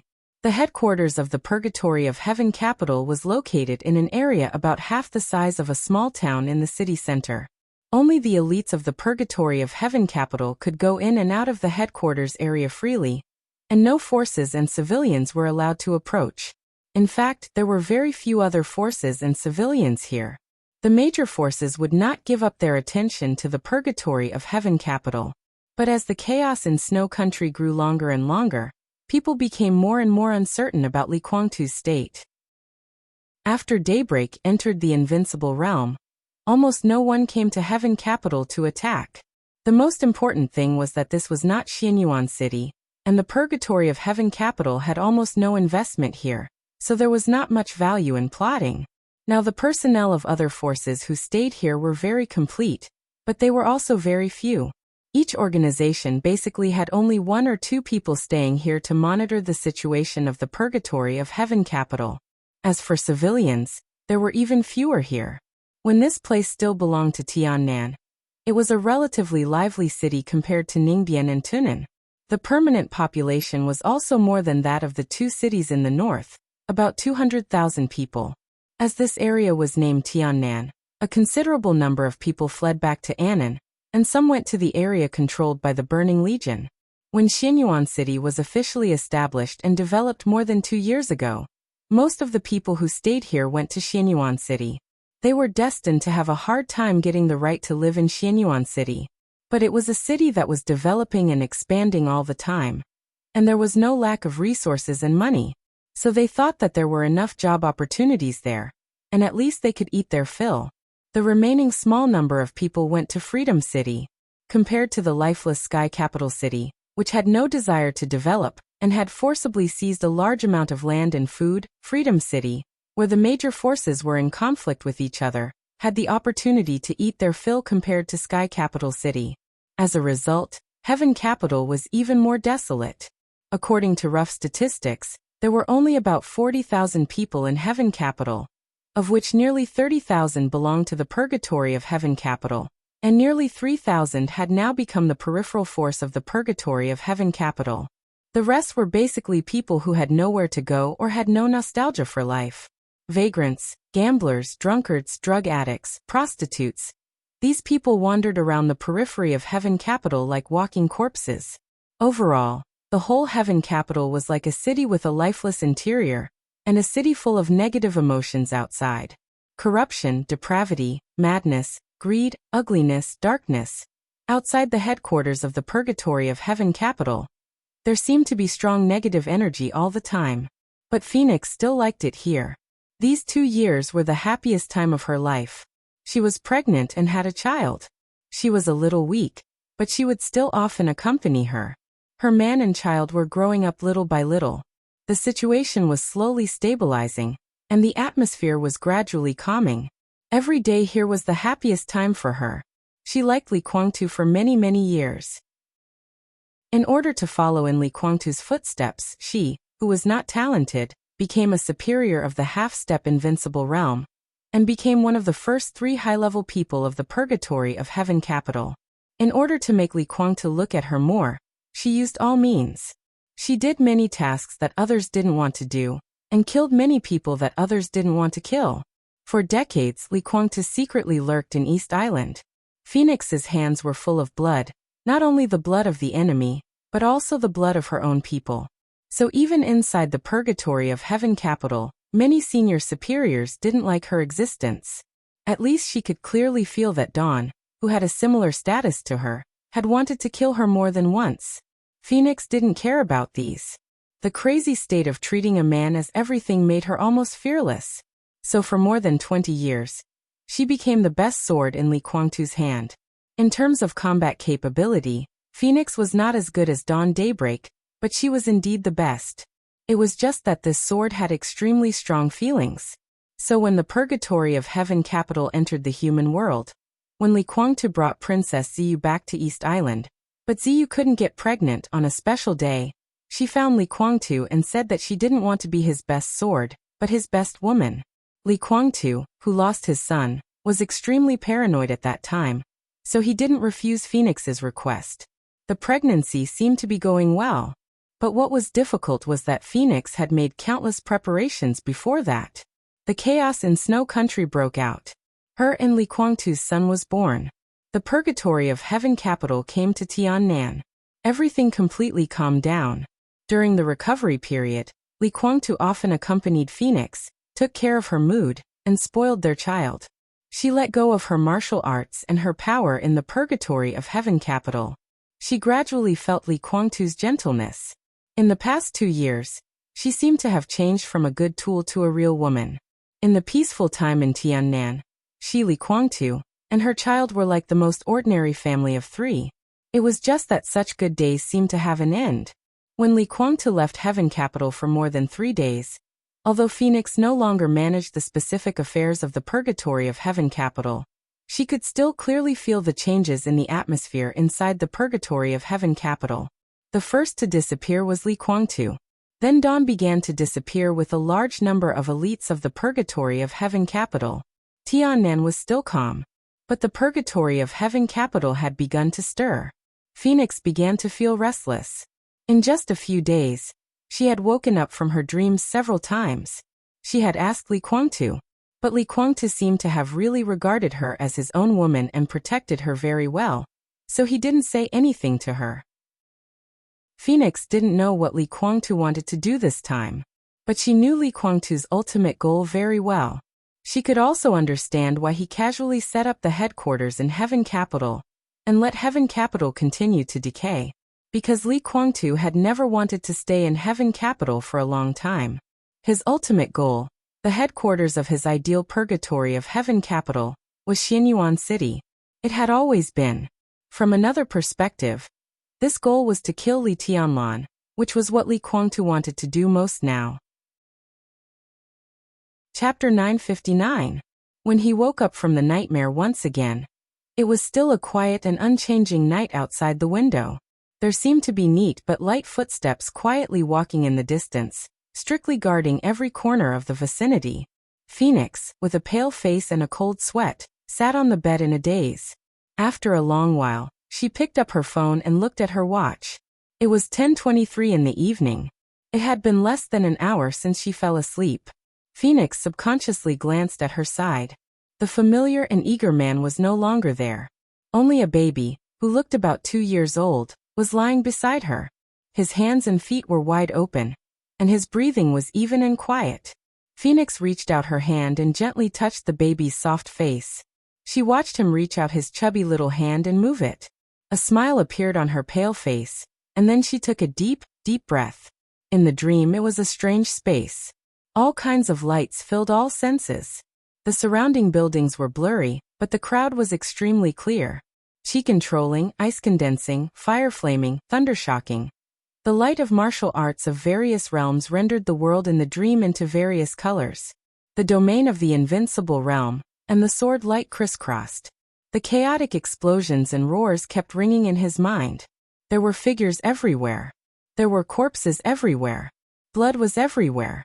The twisted faces roared as they charged in the same direction. In that direction, sword chi soared into the sky, crazily circling around, and the crowd kept falling. The people behind pressed forward without hesitation. Death and life bloomed violently in the sharp sword light. Corpses were everywhere, and blood flowed like a river. But from the beginning to the end, no one retreated. The sword light turned from strong to weak in a very short time. A figure in the middle of the crowd was covered with blood. Countless weapons pierced into every corner of his body. Blood flowed. The sword energy disappeared, and the figure clearly appeared in the dream. That was Li Kuangtu's face. At that moment, Phoenix woke up with a start and subconsciously covered her wildly beating heart. Over the past few days, she had had several similar dreams. She didn't know why, Although she had been telling herself to be optimistic, there was always a very pessimistic idea in her subconscious. In fact, when she was with Li Guangtu many times, she had hinted to him that she said the purgatory of heaven capital. In fact, it was already very good now. There was no need to pursue other things. She said that looking at the current purgatory of heaven capital, she was already very satisfied. She said that as long as he could be safe, even if the purgatory of heaven capital did not exist, it did not matter. Li Guangtu never expressed his stance. This silence lasted for more than 2 years until he suddenly left Heaven Capital City and went to Yuzhou from Xianyuan City, and then lost contact with her. Only then did Phoenix understand that Li Guangtu didn't listen to anything she said. His heart had always been extremely firm, resolutely doing what he thought he should do. Phoenix pulled out her mobile phone. After a moment of hesitation, she dialed Li Guangtu's number. "Sorry, the number you have dialed is unavailable." The cold voice sounded again and again, from Chinese to English. Feeling a little annoyed, she took out her phone, hesitated for a moment, and called Daybreak directly. The phone rang for a moment before it was picked up. Daybreak said hello. "Tomorrow?" After a brief silence, the Phoenix slowly spoke. Daybreak was silent for a moment, and then said slowly, "To be exact, we will leave in 2 hours. Phoenix was slightly surprised. "So soon?" "There was an accident. An hour ago, as soon as Li Tianlan returned to Emperor Dong's palace from Yuzhou, someone sent a letter of challenge to Li Tianlan. At present, it is not clear who the challenger is, but the other party showed the strength beyond the peak of the invincible realm in an instant. This matter has now spread throughout the dark world, and everyone's eyes are focused on Xianyuan City. This is a good opportunity. I will leave Tiannan for East Island as soon as possible." Daybreak said the news that could not be hidden in any way, and his tone was a little alienated. "What's the matter? Come to me." Phoenix looked at the sleeping child beside her, and lowered her voice. "I have something to ask." Daybreak did not speak for a moment, as if thinking about how to refuse, but finally agreed. "Okay, I'll be right there." Although it was close to midnight, and any single man who approached Li Guangtu's woman would attract some suspicious eyes, Daybreak was undoubtedly not one of them. In the purgatory of heaven capital, he was the only superior of the invincible realm besides Li Guangtu, the real second-in-command, and also Li Guangtu's brother. He was absolutely trusted, and Daybreak did not need to worry about many things. The reason why he did not want to come was that he did not want to see Phoenix. Phoenix silently, she hung up the phone and was in a daze for a while. Then she found a more conservative pajamas, and put them on. She bent down and kissed her son. Seeing that he showed no sign of waking up, she quietly got out of bed, went from the bedroom to the living room, and waited quietly. In less than 5 minutes, there was a knock on the door from outside. Phoenix pressed a button beside her hand, and the door opened automatically. Daybreak walked in. "Haven't rested yet?" He sat opposite Phoenix and asked in a casual tone. "I slept and woke up." Phoenix's voice was faint. She paused and smiled bitterly. "I've been a little uneasy these days, and I've been having nightmares. I feel that His Highness will be in danger. Can you tell me where he is now?" "Don't worry." Daybreak looked at her for a while and said slowly, "I know His Highness's strength very well. Even if there's any danger, he can escape unscathed." "You?" Phoenix carefully probed. "Are you going to participate in the final battle in Beihai?" "I don't know," Daybreak answered without hesitation. "My task is to go to East Island. As for His Highness, when I last talked to him, he was still in Yuzhou. I don't know where he is now. Maybe he's in East Island." His tone was very formal, but Phoenix still heard the perfunctory tone in it. Phoenix had a complicated look in her eyes. "Or, the one who appeared in Xianyuan City tonight to challenge Li Tianlan is His Highness? Definitely not." Daybreak was speechless. "You think too much. His Highness is not that bored. Although he has the strength, according to His Highness's character, hiding in the dark is his favorite. But this challenge has indeed attracted a lot of attention. We can transfer more people to East Island while everyone's attention is diverted." Heaven capital of East Island. Daybreak's eyes dimmed, and he said softly, "I don't like that country. but I really miss the sky-reaching pavilion in Heaven Capital of East Island. His Highness's intention this time is also very simple. To regain control of the dark forces in East Island. That's our bottom line. Phoenix looked at him for a while, and suddenly asked, "Who will go to East Island with you this time?" Daybreak was stunned and didn't speak for a while. "Give me a list." Phoenix's tone was a little tough. Daybreak hesitated for a while, and then slowly nodded. "Okay." Chapter 960. The so-called name list was really just a piece of paper filled with names that looked somewhat densely packed. Daybreak had been carrying it with him, and the creases were all new. Obviously, before coming here, Daybreak had been studying the list in his hand. Phoenix took the list and looked at it carefully, and it was a little hard. In the past 2 years, she had been focusing on her child and Li Kuangtu, and she had not been involved in the specific affairs of the purgatory of Heaven Capital. As a giant with the foundation of a superpower, no matter how peaceful the dark world was, there would always be people coming to the purgatory of Heaven Capital. Not to mention that the dark world was far from peaceful in the past 2 years. The purgatory of Heaven Capital had expanded a little in the past 2 years and absorbed some newcomers, so there were some names on the list that Phoenix had never heard of. She tried hard to guess the strength they had from some familiar names, and then combine the strength of these people. It was probably the total strength of the purgatory of Heaven Capital that would go to East Island. This kind of speculation was certainly not accurate, but it could not be said to be completely outrageous. Phoenix's brows gradually furrowed. These people. Daybreak looked at Phoenix quietly, his eyes deep. Phoenix wanted to say something but stopped on second thought. In the end, she didn't say much. According to the configuration on the list, combined with her memory of the internal structure of the purgatory of Heaven Capital more than 2 years ago, the number of people going to East Island this time was about 5,000 to 7,000. Daybreak of the Invincible Realm led the team. Dawn of the Half-Step Invincible Realm assisted him, followed by 5 people at the peak of the Thundershocking Realm and 12 superiors of the Thundershocking Realm. These 19 people formed the high-end lineup of the expedition to East Island. Except for Daybreak and Dawn, among the remaining 17 people, 14 were acquaintances of Phoenix, and only 3 were newcomers who joined the purgatory of Heaven Capital in the past 2 years and were loyal and trustworthy. Phoenix had a deep understanding of most of them. Their combat effectiveness was not exaggerated, but the most important thing was their loyalty. These people could be said to be absolutely loyal to Li Kuangtu inside the purgatory of Heaven Capital.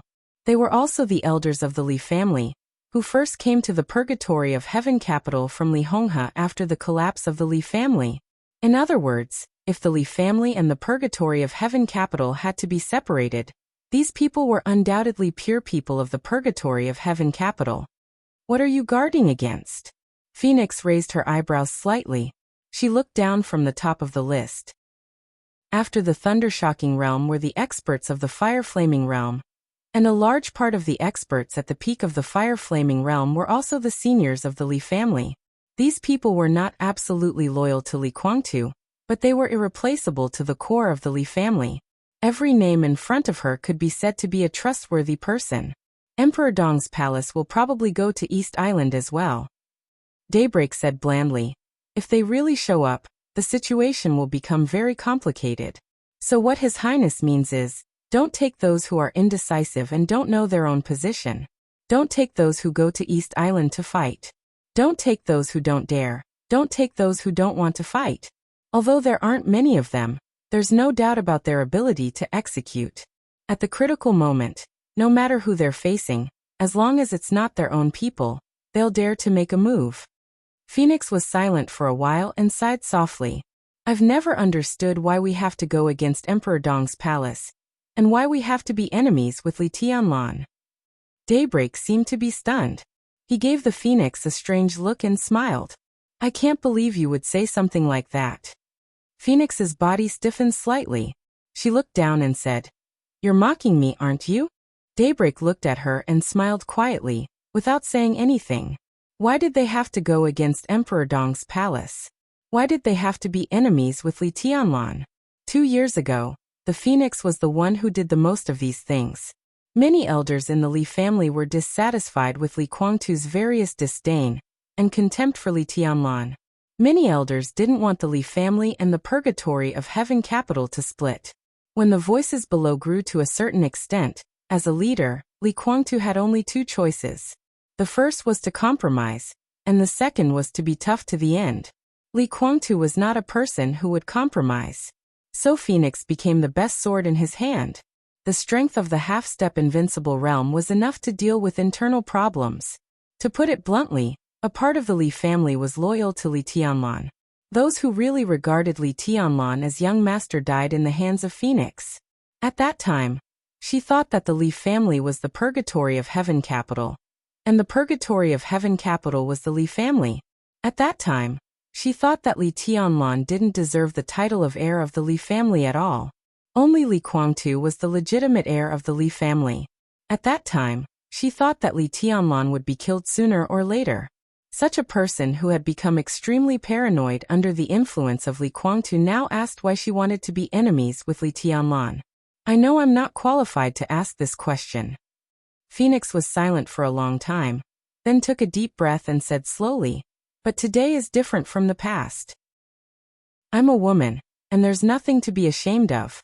I admit that I'm afraid. If Li Tianlan was just a thunder-shocking realm expert, or even a half-step invincible realm expert, I wouldn't change my mind. But now it's different. Li Tianlan is different, and so is Emperor Dong's palace. I know Li Tianlan's achievements and the strength of Emperor Dong's palace now. It's no exaggeration to say that in terms of strength, we are no match for Li Tianlan. Emperor Dong's palace has been established for a short time, but it doesn't mean that it's weak. We can forget about Sai City, Mount Shu, the Giant Group, and even the Samsara Palace. Today Li Tianlan, with the help of the Flourishing Age Fund, is already stronger than us. The Purgatory of Heaven Capital looks strong now, and our strength is no worse than most superpowers. But this does not include Li Tianlan. Because you and I, and even His Highness, are not completely sure how much of the Purgatory of Heaven Capital's power will belong to us, and how much will belong to Li Tianlan when the Purgatory of Heaven Capital faces Li Tianlan. I'm afraid. We targeted Li Tianlan before because he was not a member of the Li family, but he became the heir of the Li family because of Senior Li's support. His existence will threaten His Highness's future layout. Besides, Li Tianlan hasn't grown up, so it's not difficult to kill him. Now it's different. We are no match for Emperor Dong's palace. At least, the odds of winning are not very big. So I think we should look at Emperor Dong's palace and Li Tianlan rationally. Really. There's no need to target him, and it's meaningless. Maybe the two of them will ease up and cooperate to some extent and develop together. That's the best. Phoenix said a lot. Her voice was slow, with a little confusion. Daybreak waited for him to finish and then simply said, "Naive." Phoenix bit her lower lip and didn't speak. When he was weak, we had a lot of reasons to deal with him. But because of Samsara Palace, it was hard for us to kill him. His Highness has always been afraid of the master of Samsara Palace. Facts have proved that she deserves everyone to retreat and be afraid of her. During the final battle of Heaven Capital, the master of Samsara Palace helped the Purgatory of Heaven Capital. Do you think there's no price? At that time, the master of Samsara Palace made it clear that she wanted us to deal with the Wang family of Beihai with her. The chaos in Snow Country was actually planned when the master of Samsara Palace met Her Highness, or even earlier. The reason why His Highness agreed to the master of Samsara Palace was not only because he could get the grudges between East Island and the Wang family of Beihai, but also because in his expectation, the possibility of the master of Samsara Palace dying was almost 100%. In the chaos, no one could see the whole picture of the general trend. The hostile forces, the friendly forces, and the allies were all superficial. The Samsara Palace was destroyed, and the master of Samsara Palace died. If His Highness wasn't seriously injured, he would destroy the East Emperor Palace, kill Li Tianlan, and take all the power and resources of the Li family into his own hands. There are a lot of reasons to kill him. For example, he's not a member of the Li family and doesn't deserve to control the future of the Li family. For example, he has great potential. If he doesn't die, he will inevitably become a threat to the Purgatory of Heaven Capital in the future. For example, because of Senior Li's preference for him, A large part of the Li family's people are in Li Tianlan's favor. For example, there are 100 reasons. But no one expected that Wang Tianzong would reach the supreme realm in the chaos. His Highness was seriously injured, and at that time, even if I entered the invincible realm and fought with Li Tianlan desperately, I was basically no match for him. What was even more unexpected was that Li Tianlan would grow so fast. Xianyuan Feng, the 13th floor, the power beyond the peak of the invincible realm, the power to kill ordinary invincible realm experts at will, all the resources of the giant group, the embryonic form of the new group, the internal intelligence and connections of the 6 groups that the Flourishing Age Fund got in advance, unimaginable money. One is Emperor Dong's palace with the foundation of a dynasty, and the other is the Wang family of Beihai. Daybreak's voice gradually deepened and he finally sneered. I don't like you, and Dawn even wanted to kill you several times. We didn't touch you, not because we were afraid of you, but because we were loyal to His Highness. Over the years, you killed a lot of so-called traitors. In fact, those so-called traitors didn't do anything wrong. Those were all brothers who fought side by side with us in life and death. But His Highness needed them to die. What could we do? At that time, compared with the newly established East Emperor Palace, the Purgatory of Heaven capital was like a giant looking at a clown. So you weren't afraid at that time, and you didn't hesitate to kill people. At that time, no one would be afraid of Li Tianlan who had just entered the secular world. If there was no Samsara Palace, he was a non-entity. Countless forces in the entire dark world have analyzed many times. According to the situation when Li Tianlan just entered the secular world, if there was no Samsara Palace, if he wanted to live, he could only let go of the past grievances and turn to the Wang family of Beihai or the Lin clan.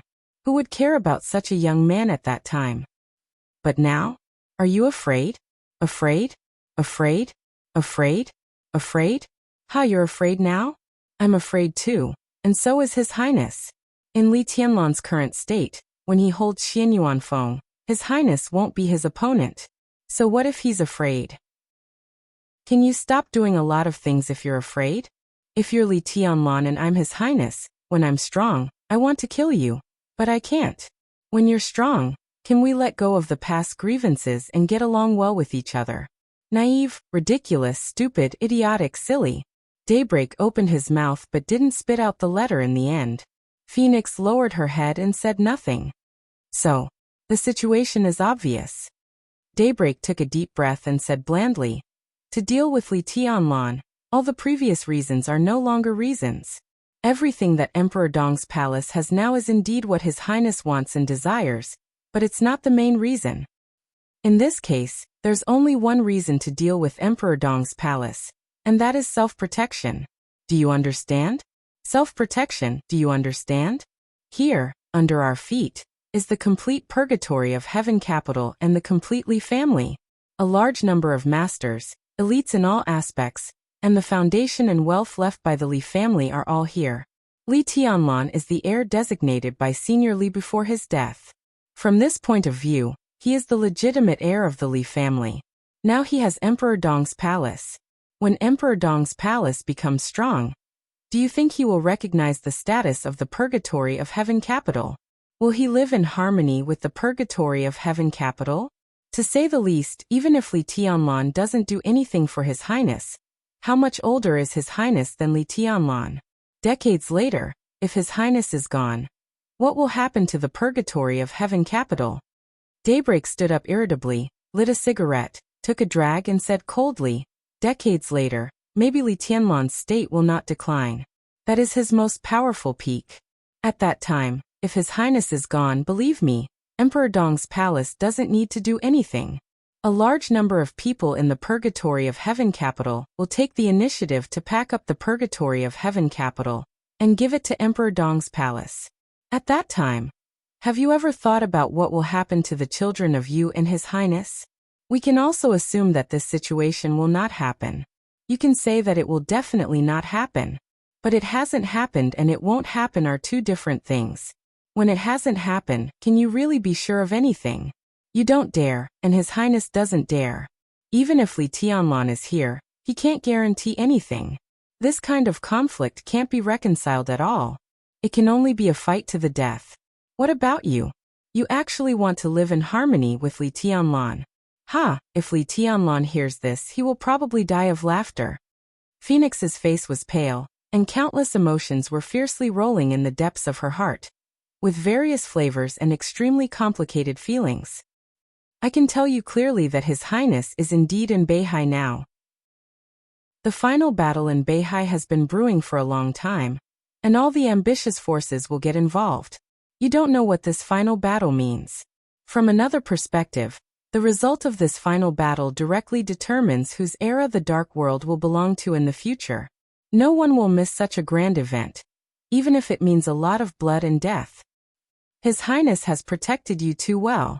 If you're not stupid, you should know that you can't change anything. Think about your child. So, don't expect to live in harmony with Emperor Dong's palace. Everything you said just now, I'll take it as a joke. Well, it's very funny. Look, I laughed. Daybreak's voice was steady. He said he laughed, but in fact there was no expression on his face at all. But a faint giggle really did ring out. The laughter was very light, very childish, with undisguised curiosity and innocence. Phoenix froze for a moment. Daybreak also froze for a moment. In the next second, the two's expressions changed drastically. That voice was so small, childish, and innocent.